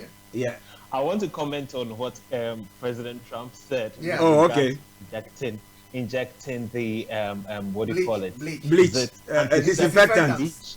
maybe we could use him as a guinea pig, try it on him. If it works, then people will actually would like to do that. But other than that, no, it is not good. This is totally hilarious. It's not that. You can't do that. Okay. Yeah. Now, what did your president say in his speech yesterday? Okay, so it delayed. We were actually supposed to hear the president speak to us 8:30 p.m. Last night, but then it delayed a bit. He came around 9:45. Okay. So maybe he was waiting for some more information. Oh, no, they were editing the clip because it was a recorded. Okay. So, as I mentioned yesterday, President Ramaphosa was to address the nation on a phased economic reopening for the country. As we have been we will be in a month and over 35 days lockdown coming next week, Thursday. So he came mentioning that the country would be at a level 4 of the lockdown. And what is the level 4? What does that mean? Level 4, I'm going to take us through some of the steps of the level 4. So at the level 4, some activity can be allowed to resume subject to extreme precautions required to limit community transmission and outbreaks. And those who are elderly and those who are with underlying conditions will remain at home and take additional precautions to isolate themselves. The range of goods that may be sold will be extended to incorporate certain additional categories. This will be detailed by the relevant ministers. And then in some cases, a sector will not be able to return to full production during level 4 while the risk infection remains high. These will be spelled out next week following a final round of consultations. And then every business will have to adhere to detailed health and safety protocols to protect their employees, and workplace plans will be put in place to enable disease surveillance and prevent the spread of infection. Businesses permitted to resume operations must first prepare their workplaces. The workforce must return in batches of no more than 1/3. Businesses will be encouraged to adopt a work from home strategy where possible. And then all staff who can work remotely must be allowed to do so as well. You mentioned that our borders will still remain closed to international travel except for repatriation of South African nationals and foreign citizens. And then no travel will be allowed between provinces except for transportation of goods and exceptional circumstances such as funerals. Public transport will continue to operate with limitations on the number of passengers and stringent hygiene requirements, including that all passengers must wear a face mask. The public is encouraged, his final statement, the public was encouraged to stay at home other than for essential personnel movement, doing essential work and work in sectors that are under controlled opening, which means that even though the measures have been, the lockdown has been softened a bit, it's not going to be a complete total lockdown. It's been softened a bit. We can go buying certain things. For instance, they mentioned cigarettes. Cigarette here in South Africa is a big thing for people. It's a really big thing. So he captured it. Like cigarette sale, the ban on cigarette sale has been lifted. People can buy cigarettes because cigarettes and alcohol was on ban. Wow. Yes. So for that one, it's been lifted. I also mentioned that yes, movements, like he said, will not be completely restricted, and movement is still restricted. It's only for essential workers, more or less. So even though we are in a level 4 phase, we are still in a lockdown. It's still a lockdown. It's just that we have opportunity to buy certain more things which will be streamlined to us, and then businesses, some businesses, not all businesses, some businesses will be allowed to open. Next coming next week. Yeah. Okay, good. Now, just a quick one from there before we bring the conversation to it. What were the reaction, or was the reaction of the people? Okay, so people are actually happy, and it's mixed feelings. Yeah, people are a bit happy that the measures have been softened a bit, that they can at least move about a bit. And can purchase certain stuff as well, and some businesses with regards to the economy will be able to function, at least to help boost the economy, as the economy is never going to be the same again. So this brought some joy and happiness in the heart of some people as well. Interesting. Let me go to Frank for one isn't about the cigarette and the alcohol. Now, it is an people not just smoke. Some people will start it and but people are addicted to it. Now, so if you say during the ban, you say you can't smoke, we not sell cigarette for you, we not sell alcohol. People are dependent on that. Now, is it try to get them to get off that addiction? And if that is it, do you think that was the right thing for them to do? Actually, I think it wasn't even the right thing to do in the first place in banning it. What they should have encouraged probably people to get them stock, or to encourage delivery to them, because some of these addictive habits, if you don't take time, people might even commit suicide. Withdrawal symptoms. And then depression, the level of depression could also go up as a direct result. Because some of these people tell you when they smoke, it calms them down. When they drink, it calms them down. It would be interesting to study or to get a figures from domestic abuse, self-harm that has occurred within this period. Because if it gets to a point where people cannot calm themselves down, I do not agree with you though, but that is what that's how they calm themselves down. It calms them down. And if we cannot help in calming them down in any other way, what have they done within the domestic setting within this period of time? Have they been reported cases of, or can there be more cases of domestic abuse, self-harm? And we'll not get these figures until some of these are over.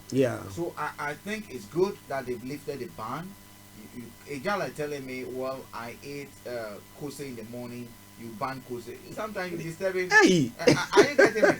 So I think it's good that they've lifted the ban on it. You cannot, you have to regulate the way they go for it, but you cannot deprive them of having it. I think that was true draconian. Now, I'm not advocating for people to go smoke and go drink. No. But when you look at people who have got alcohol withdrawal symptoms, or those who have got smoking or cigarette withdrawal symptoms, I work with somebody and the person will see me and had the cigarette and was holding the cigarette. No, it's late. He was in his palm because he didn't want me to see. But he was telling me that he was stopping smoking. And that's how desperate the person was. So can you just imagine the mental this and that we've caused? Well, we hope that with this, after all this is said and done, we will see the effect of this ban as well. Well, Evan, before we go, what else do you want to say? Okay, today we had the U.S. United States committing 250 million rand to support the South Africa COVID-19 efforts. And we also have 44 government nurses and military infected with COVID-19. 29 of them are health workers. And I think 8 of them are people, the frontline staff who are going about doing the tests as well. So that's what I have. Also, I have the police actually arrested over 15,000 arrests has been made for people who are flouting the breakdown regulations. As we currently sitting on, we have 3,953 positive cases, 75 deaths, and 143,570 tests being conducted. Yesterday was I think I sent it to you. You did. Shoot, the rate at which within 24 hours we we had climbed was massive, was so massive, and yeah, a bit worrying. So that is what I have for us now. And not forgetting that we had World Health Organization actually commending South Africa for the measures the country has taken to help fight the COVID-19 yesterday as well. Okay. Thank you very much, Mr. Minister Hammond. We hope that you have a very nice weekend and keep safe, and we'll catch up on Monday. I will. Thank you. We don't want our listeners to think that you'll be COVID, so we'll hear from your mind. Okay. All right then. Bye for now. Bye. Well, listeners, Star Radio UK. Like we said all the time, whilst we are in a lockdown, you are interested in maybe sharing with us what is happening in your area. We're trying to see whether we can get a health aspect, because it's a program that we want from next week. We're going to have a health expert who will be helping out on the psychological front. We know a lot of people this time are going through a lot of mental stress, how to deal with it. I mean, we are just talking about what could have been happening to those who couldn't smoke as a direct result of the lockdown. So next week we'll announce the date. The details will be on Monday. It might be on Friday that we might have the person, or Tuesday or Wednesday, but we'll let you know about it on Monday. We're going to have qualified experts coming to help the community as well, giving and pointing you to the basics that you can do. Don't assume you know it all. We all learning on a daily basis. Yeah. We all learning on a daily basis. It's now 12:28. In the next few minutes, we'll be having Mr. Dan TABIRI going to be joining us, and we are looking at issues pertaining to the government support. The COVID-19 support that government has given us. Do you have any problem with that? Yes, Frank. We're dealing with the U.S. issue. Let me and Nana Akufo-Addo mentioning that social distancing. Let's go back a little bit of this. I mentioned earlier on about what happened in the U.S. with the influenza. Yeah. Now, 1918. 1918. In fact, the case was that like Donald Trump is urging people to basically go out and demonstrate. That influenza, according to record, started in U.S. anyway. Yeah, I've recorded a documentary of it. Yeah. It's serious. It started over there, exported to other parts from a military base. Again. And then exported to the other part of the world and came back. And what we do know from the historical records is that once other cities, other states were locking down, the people who were affluent, businessmen were agitating, putting pressure on government to open the economy. Just like Trump is doing, and we're seeing in the US now, people coming out to demonstrate. I don't know whether they have a bit of historical brains that they can guide themselves with. So the people of Denver, I mean the mayor by then, William Feast, actually Randolph Mills, actually bowed to the pressure from business and actually lifted all the measures, social distancing and other things. Everything was was stopped. I mean, the people went on the street doing their own business. Actually, the records, because of time, the records shows that whilst other cities were coming out of the situation, the situation in Colorado was actually very, very different. The infection rates skyrocketed. The time it took them to level at the curve, as they would call it, increased. They recorded one of the highest rates of deaths of almost 700,000 of U.S. citizens who died. From that, a proportion of them were coming from that state. Now, if these are some of the historical things that we can guide ourselves, and this has to do with the Spanish flu or the influenza, the influenza that we call it in 1918. Can we take a cue from this? Because the virus seems to be behaving almost the same. Yeah. And there's measures that are being taken by states, countries to lower the spread of it. Seems to be something that was even practiced in 1918, where influenza outbreak occurred. It worked. Evidence that those who did not follow through those, social distancing, lockdown measures and other things had a worse effect on record. So I don't know why some of these same businessmen who pushed at the time for this thing to be lifted are doing the same thing, and the president, who is also a businessman, is actually buying to it. I don't know.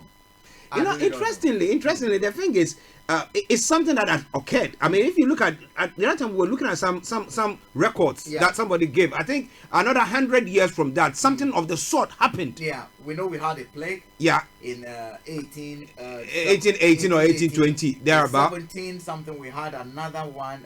Forgotten the name. Yeah. So basically, like every 100 years, something of the sort. Yeah, something. Yeah. So I don't know whether they are not learning from it, or and again, the affluent, they are able to stay away. And history also suggests that the affluent, most of them went to the rural area. Yeah. And the workers, who needed to work on farms and work in factories and other things, they were those who got infected and died. Those on lower income, out of a total number 675,000 people estimated who died in the US, most of them were people on low income. Honestly, but do you think that this means that okay, should the world live for another 100 years? Because I know Christians and other faiths. No, we are preparing for our children's children. No, for our children fine, but we are not going to be. No, we will not be alive. We will, oh Lord, Tofiakwa, we have gone already. We will be gone.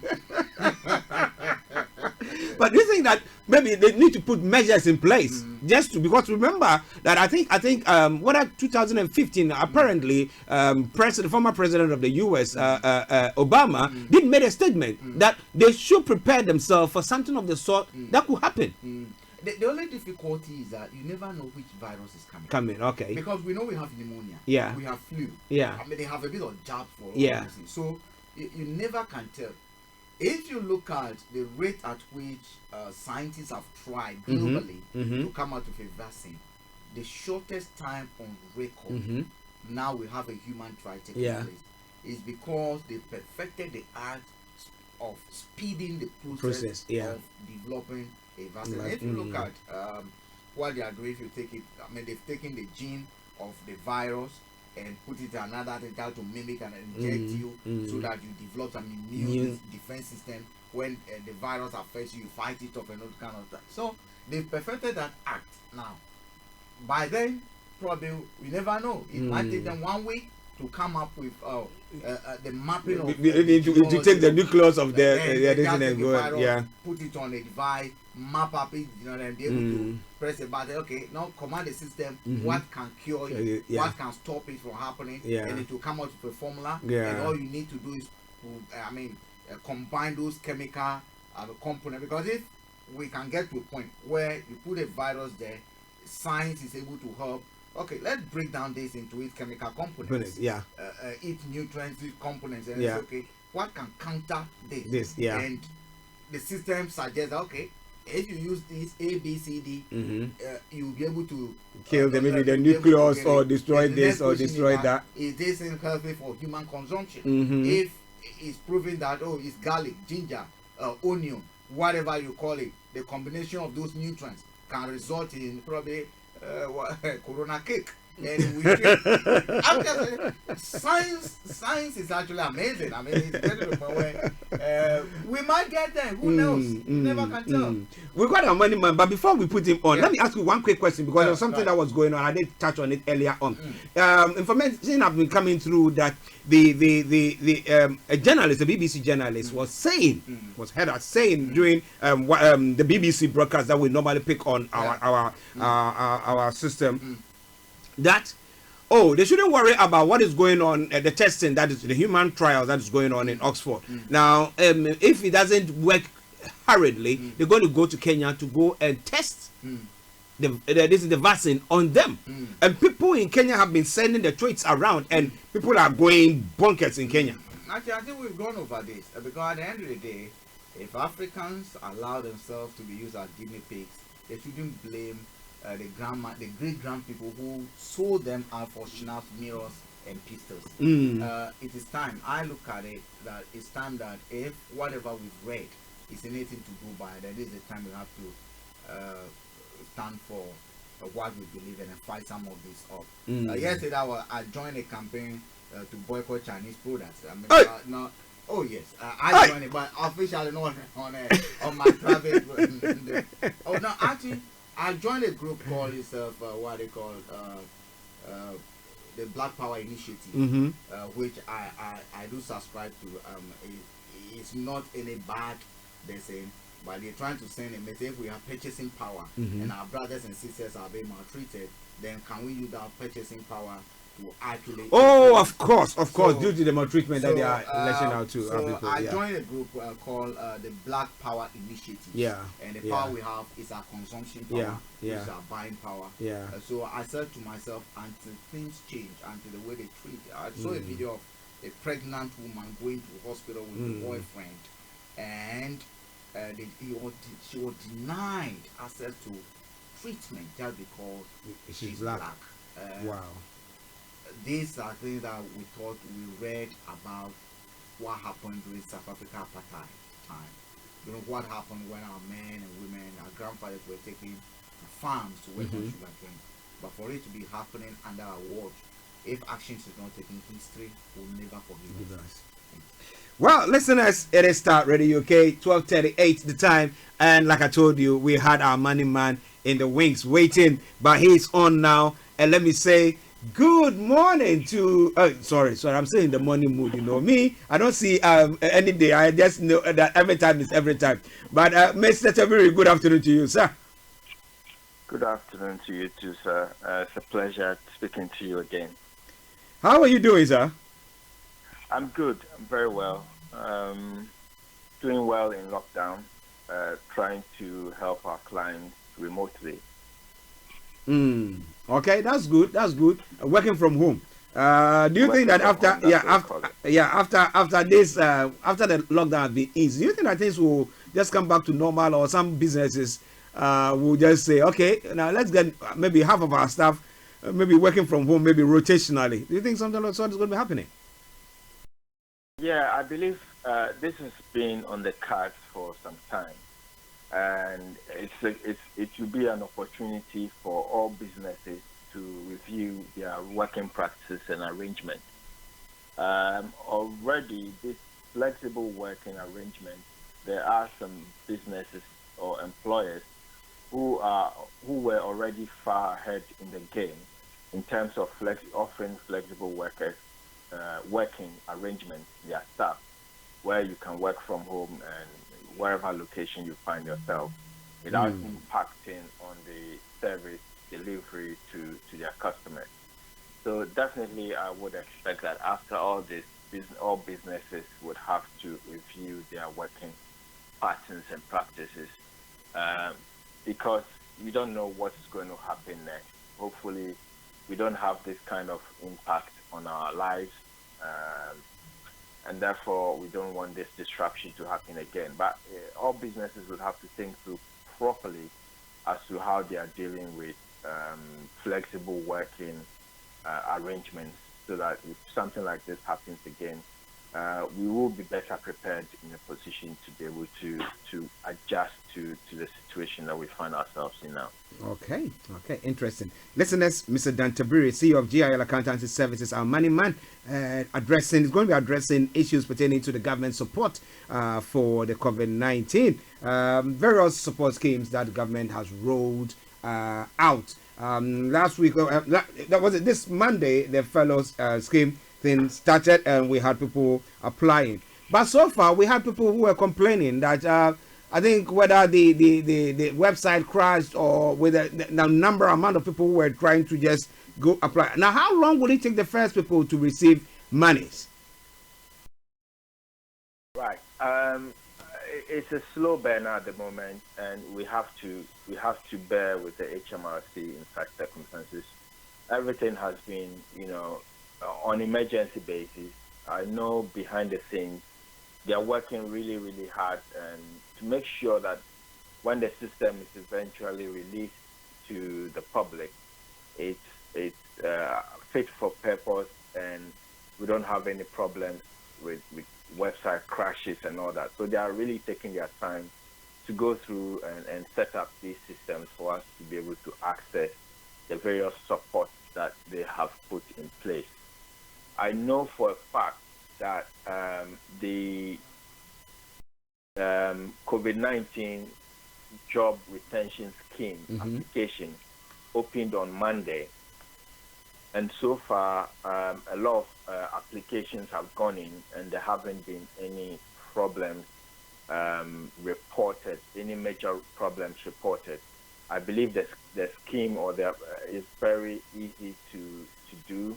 The application is very easy to complete and very user-friendly. That's the feedback that we're getting from employers at the moment. So that is available. I know a few people reported the case on the universal credit application where they couldn't go past certain screens, or they just could not access the locations where they need to input their details. I believe this has now been resolved, and it was all because of the pressure, everybody going into the system at the same time, and so there were a lot of system crashes. So if anybody wanting to use the universal credit, I would urge them to go back in and try the application again. HMRC is very stretched at the moment, as you can imagine. If you want to call them and the call does not relate to universal credit, then they would does not relate to COVID-19 support package or anything related to COVID-19, then they will direct you to their website, which also has a web chat facility where if you can't talk to anybody, you can get some people from HMRC who would chat with you and be able to support you. So these are all various things that HMRC has put in place to be able to serve the taxpayer. Okay. Let me say good afternoon to KB Bossman and Gina Latte. KB Bossman says, seriously, this guy is serious about taking what to wear. He's talking about the vaccine that they seem to be trying, that if it doesn't work or if the results keeps a bit longer here in Oxford, they're going to be taken to Kenya, and he says that they should test it on their dogs. Okay, I hear you. And Gina is also saying that, well, China has got a new strand of the COVID-19, and is it what is bringing about the new wave that are now blaming the blacks for the Africans for it coming to the country? We don't know about that. But thank you very much for your comments. Let it continue to come through. But it's now time for us to look at how to put some money in your pocket. Okay. Now moving on to the mortgage holidays. Now there are some people who are complaining that their mortgage lenders have sent them letters that the 3 months, the next one that they're going to be paying as much as 50% of whatever they were. So if I were paying 1,000, I'm going to pay 1,500 in the call it after the third month is over. How true is that? And is that the right thing? Well, in terms of whether it's the right thing or not, it's not for me to say. But what the government asks is forbearance. So he asked that mortgage lenders bear with their customers at this time. Okay. Yeah. So if you're getting a mortgage holiday, it's giving you a break for 3 months. But in terms of how much you are supposed, what they are asking you to pay, if you cannot pay it, it's like any other debt. The best thing to do is because I think what most of the banks and the lenders are doing is automatically split the payment maybe over 6 months for you to pay. But if you can't afford to pay in 6 months, why don't you go back to them and say, okay, spread this over 12 months or spread this over 24 months so I can afford to meet those outgoings. So I think they've taken a stand where they are spreading it maybe over 3 months or over 6 months. But pick up the phone and talk to somebody. I'm sure they would be able to do something about it. Okay. Listeners, more on the COVID-19 response by government pertaining to your finances. Now, the business interruption loan scheme, they're talking about 5 million facility, a £5 million facility. Is it for what? Every company or what? Up to 5 million. Up to 5 million. Okay. Up to 5 million loan facility. It's for every small businesses. For large businesses, I believe it's a lot larger. They can access up to 25 million. But like we said last week, a lot of small businesses have just gone to their bank and said that my business is been affected by COVID-19. So can I have a loan of £10,000, please? And the banks have turned around and said, no, thank you. No, can't do. Because you haven't put together a plan in place as to how you're going to sustain your business after COVID-19. How are you going to be able to pay this loan? So the loan is not actually a pot of money that's been set aside by the government that anybody can just walk in and access it without proving or showing a business plan as to how they're going to be able to sustain this business and make it profitable so that they will be able to pay back these loans. So that's the problem that we have at the moment with the business interruption loan. And like I said, all small businesses, if you want to use this, you have to get your plan in place, get your plan sorted and approach your bank. I'm sure they'll be happy to listen to you because they're still applying the same or similar lending criteria that existed before COVID-19. Okay. Now, someone is asking a question. He says he's talking about overdrafts. Now, before the COVID-19 lockdown and everything that took place, now the banks were saying that they were going to increase the is it when people go over their overdraft? That's the percentage was going to go limit. Unauthorized. Yeah. When they go over that. Now, has that changed? What has the bank said about it, if you know? There isn't a blanket policy. I think what you're doing is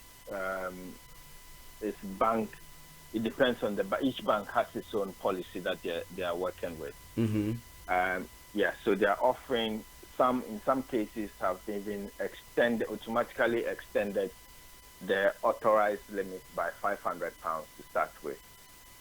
And then if you go over, I believe some are even waiving all charges and interest for the next 3 months. Okay. So it varies bank per bank. Yeah. Okay. Now let's talk about support for businesses through different VAT and income tax payment. Last week you did talk about that, but somebody is asking a bit of clarity from that. Are they supposed to file their taxes and pay? Now that they are on lockdown, virtually they don't have the money to do it. And if they have their VAT registered companies, what do they do now? Right. Okay. Let's talk about the VAT first, and then we'll look at the self-assessment. With the VAT, what the government has done is to suspend all VAT payments that were due from the time that they announced the COVID-19 support package. So if your VAT was due by the 19th of March, after the 19th of March, then you can suspend all your VAT payments until the 31st of March 2021. Okay. So you are deferring the payment. The payment is not being cancelled.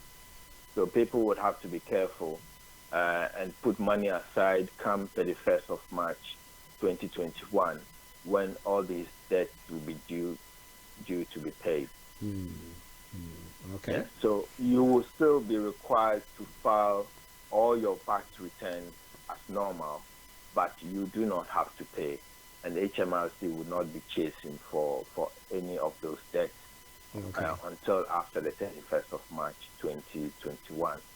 Okay. So can they do it, like file it now, or wait till everything is over before they go file it? No, they have to file it. Still have to file it on their quarterly due date. Due dates, okay. But only the payment doesn't have to go. So if you have a direct debit arrangement set up to make your VAT payment, then make sure you cancel those direct debits going out of your bank account. That's very important. Okay. Now you've talked about that direct debit. Before we go to the filing of taxes. Now, direct debits. If people have direct debits for various things, maybe some of the bills and stuff, what do they do now? Do they just stop the direct debits, or should they call the suppliers or the service providers and say, okay, because of this, I've stopped. I'm not going to be paying you. What should people do? Yeah, don't stop the direct debit. By all means, speak to your supplier. Speak to your supplier first and let them waive the payment or defer the payment for you. If they give you that authority, then you can go and cancel the direct debit. Because if you don't speak to your supplier and you cancel the direct debit, and they present the debit claim or payment to the bank, and it doesn't go through, this might appear on your credit file as a default. Okay. So it's better you speak to them first. Timing is very important when it comes to direct debit, because you can't cancel them at I think about 3 or 5 days to the time to the payment date. So it's important that you take this into consideration. Speak to your bank early enough, or speak to your supplier early enough, so that you can get them their authority to defer those payments, and before you go to your bank and cancel the direct debit. Okay.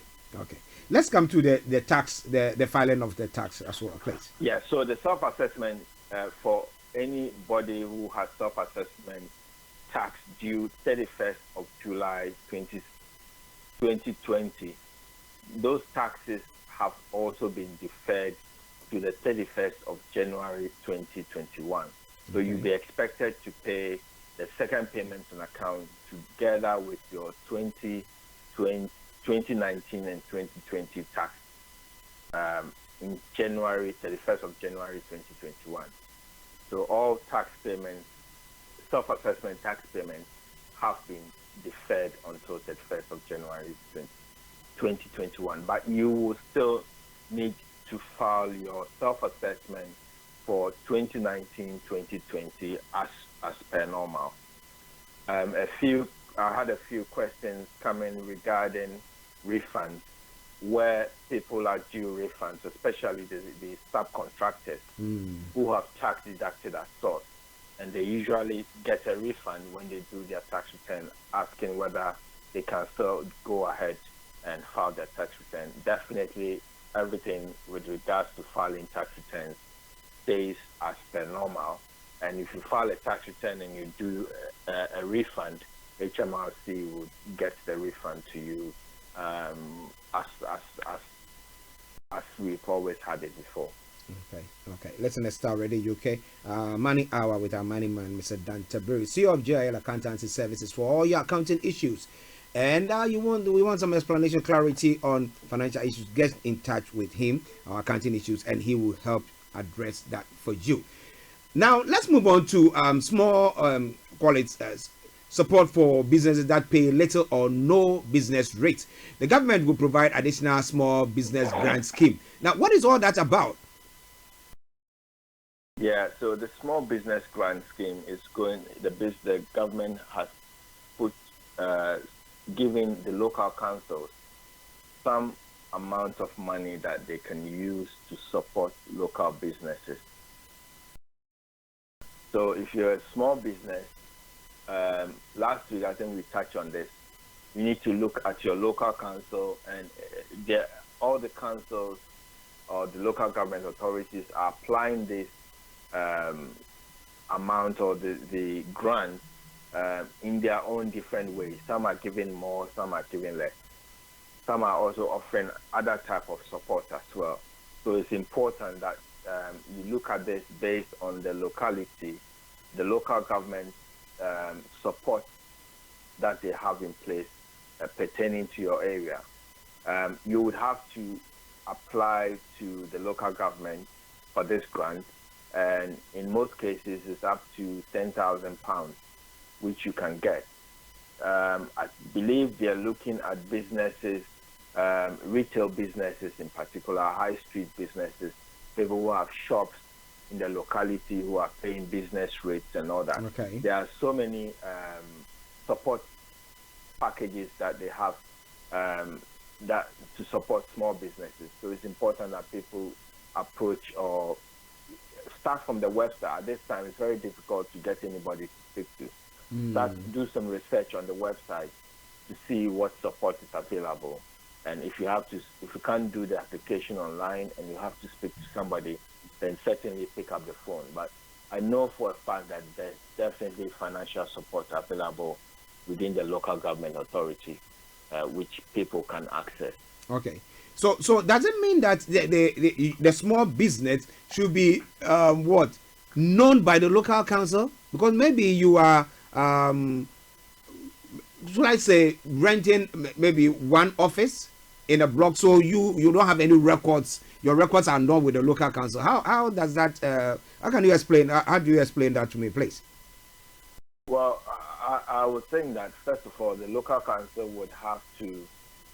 I don't know the criteria that they're using to give these grants. But I would expect that the local council, first of all, will establish that your business is run from the local authority. Okay. So you might need some kind of proof of address system for your business to be able to prove that you belong to that local authority and you're running your business.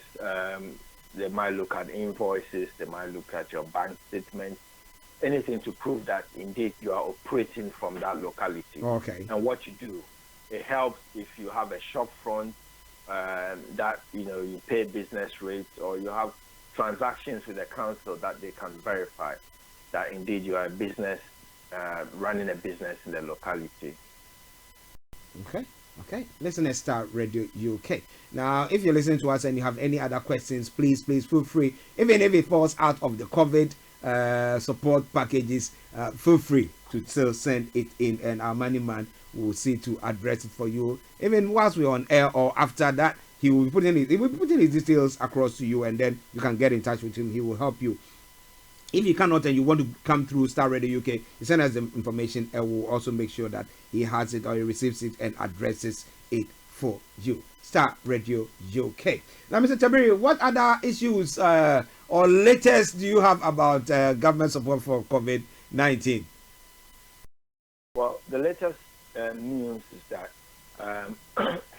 from Monday, the job retention scheme was opened.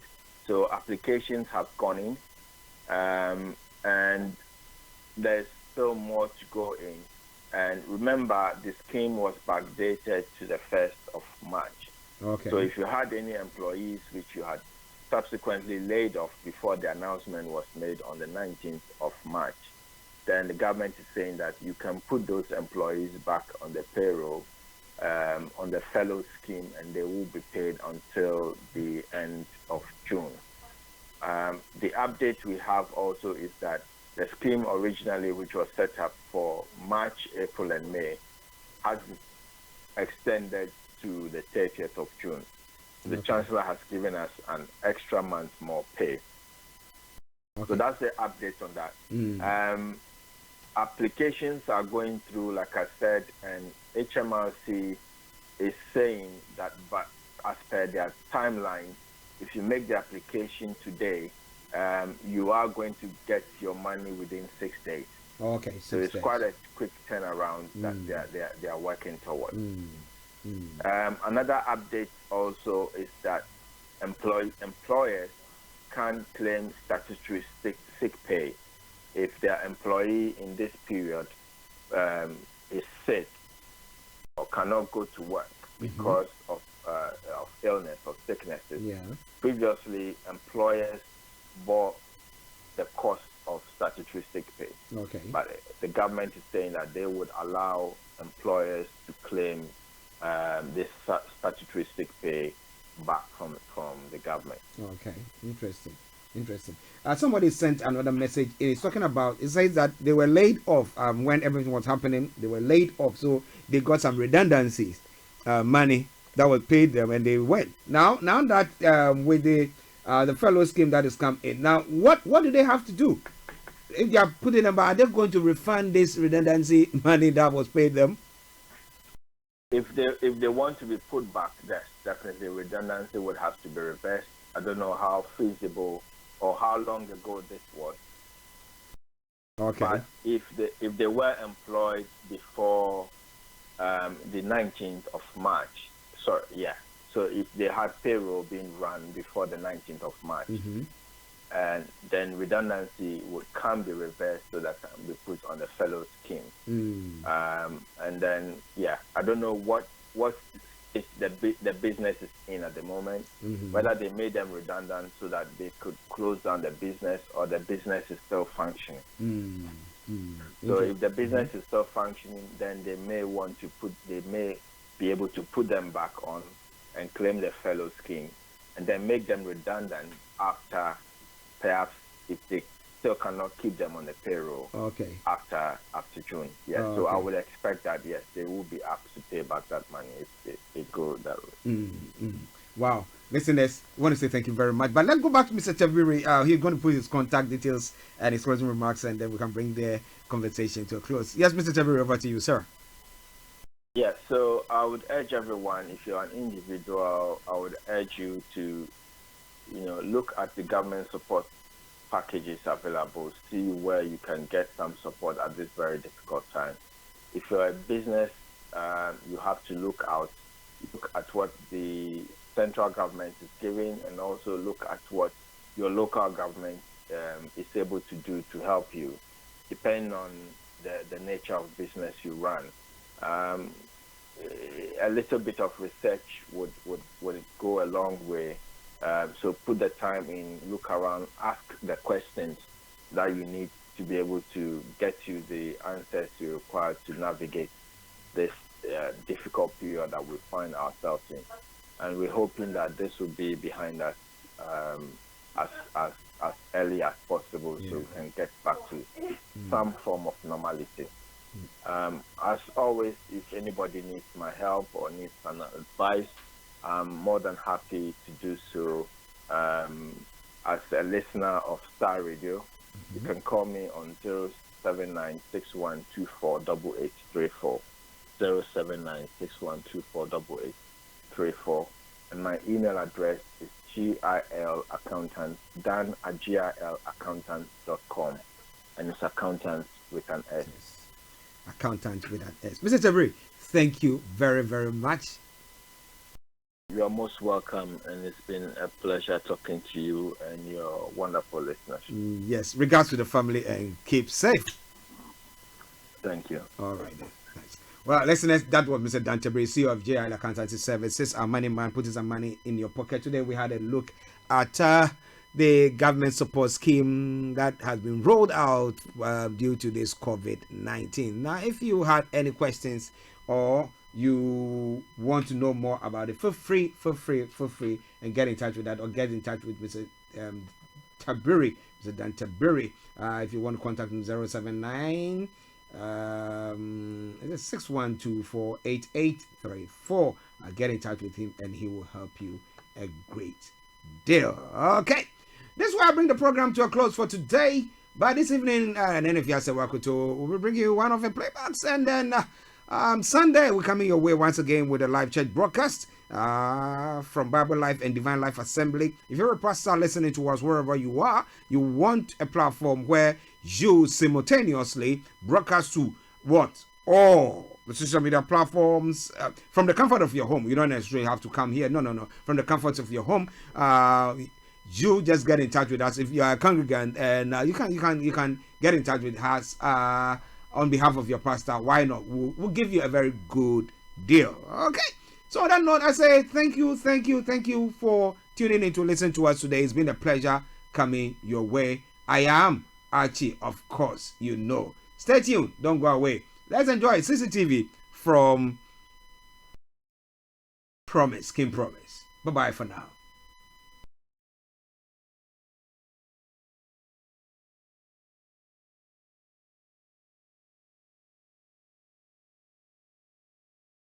See,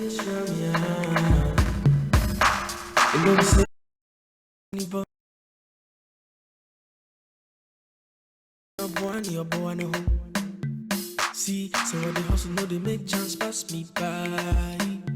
So make it do your best and use your sense. I show the stresses, I put God first. Charlie, it no be race, it no be test. And Jah guide so no one can test. Yeah. So make it tell them. So we do come, no they fear them. Baba God did for my side, so no shake. Yeah, when you're media, on Tonko na Hondo. On any CCTV, they be and anyone me so.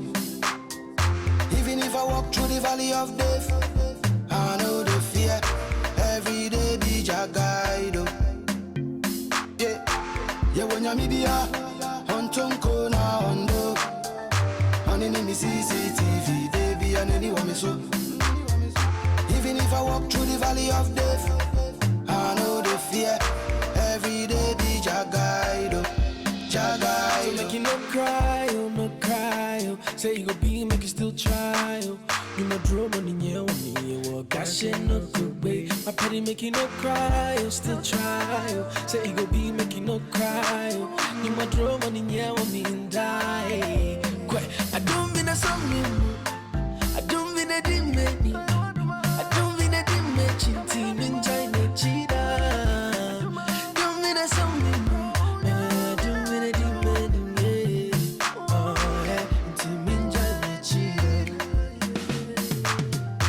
Yeah, when you're media, on Tonko na Hondo. On any CCTV, they be and anyone me so.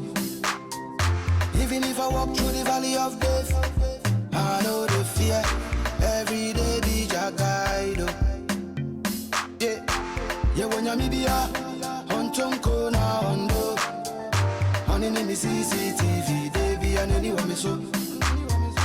Even if I walk through the valley of death, I know the fear. Every day be Jah guide. Jah guide. Nyame back up and a bomb and hobby. Timwa, mo bomb and hop on a farm and hot time. Mudidi Masana, mo bomb a second. Momano, Thomas, who must have made the botan, what dummy. Between me, baby, crown, me fear. Charlie, the Serrano Pamishin media. Senior, a deep baby crowd, boom in the chair. Bunyame, once with me, one Kamayashi Semuchia, woman is a me, one a man of Muchama Tofen. One more to me, Punya Timakume. One name come for one name, yes. My mentor was an mentor was or can I say Musafa was San Kanye Mishirano, Unyamena, wash me bontina de piano, and Sana, Udimi Dini Beko be piano, Kaisa was Shemi, who be doing with Siano, El Shaddai. Yeah, when you're media, on Tonko na Hondo. On any CCTV, they be and anyone me so. Even if I walk through the valley of death, I know the fear. Every day be Jah guide. Yeah. Yeah, when you're media, on Tonko na Hondo. On any CCTV, they be and anyone me so. Even if I walk through the valley of death, I know the fear. Every day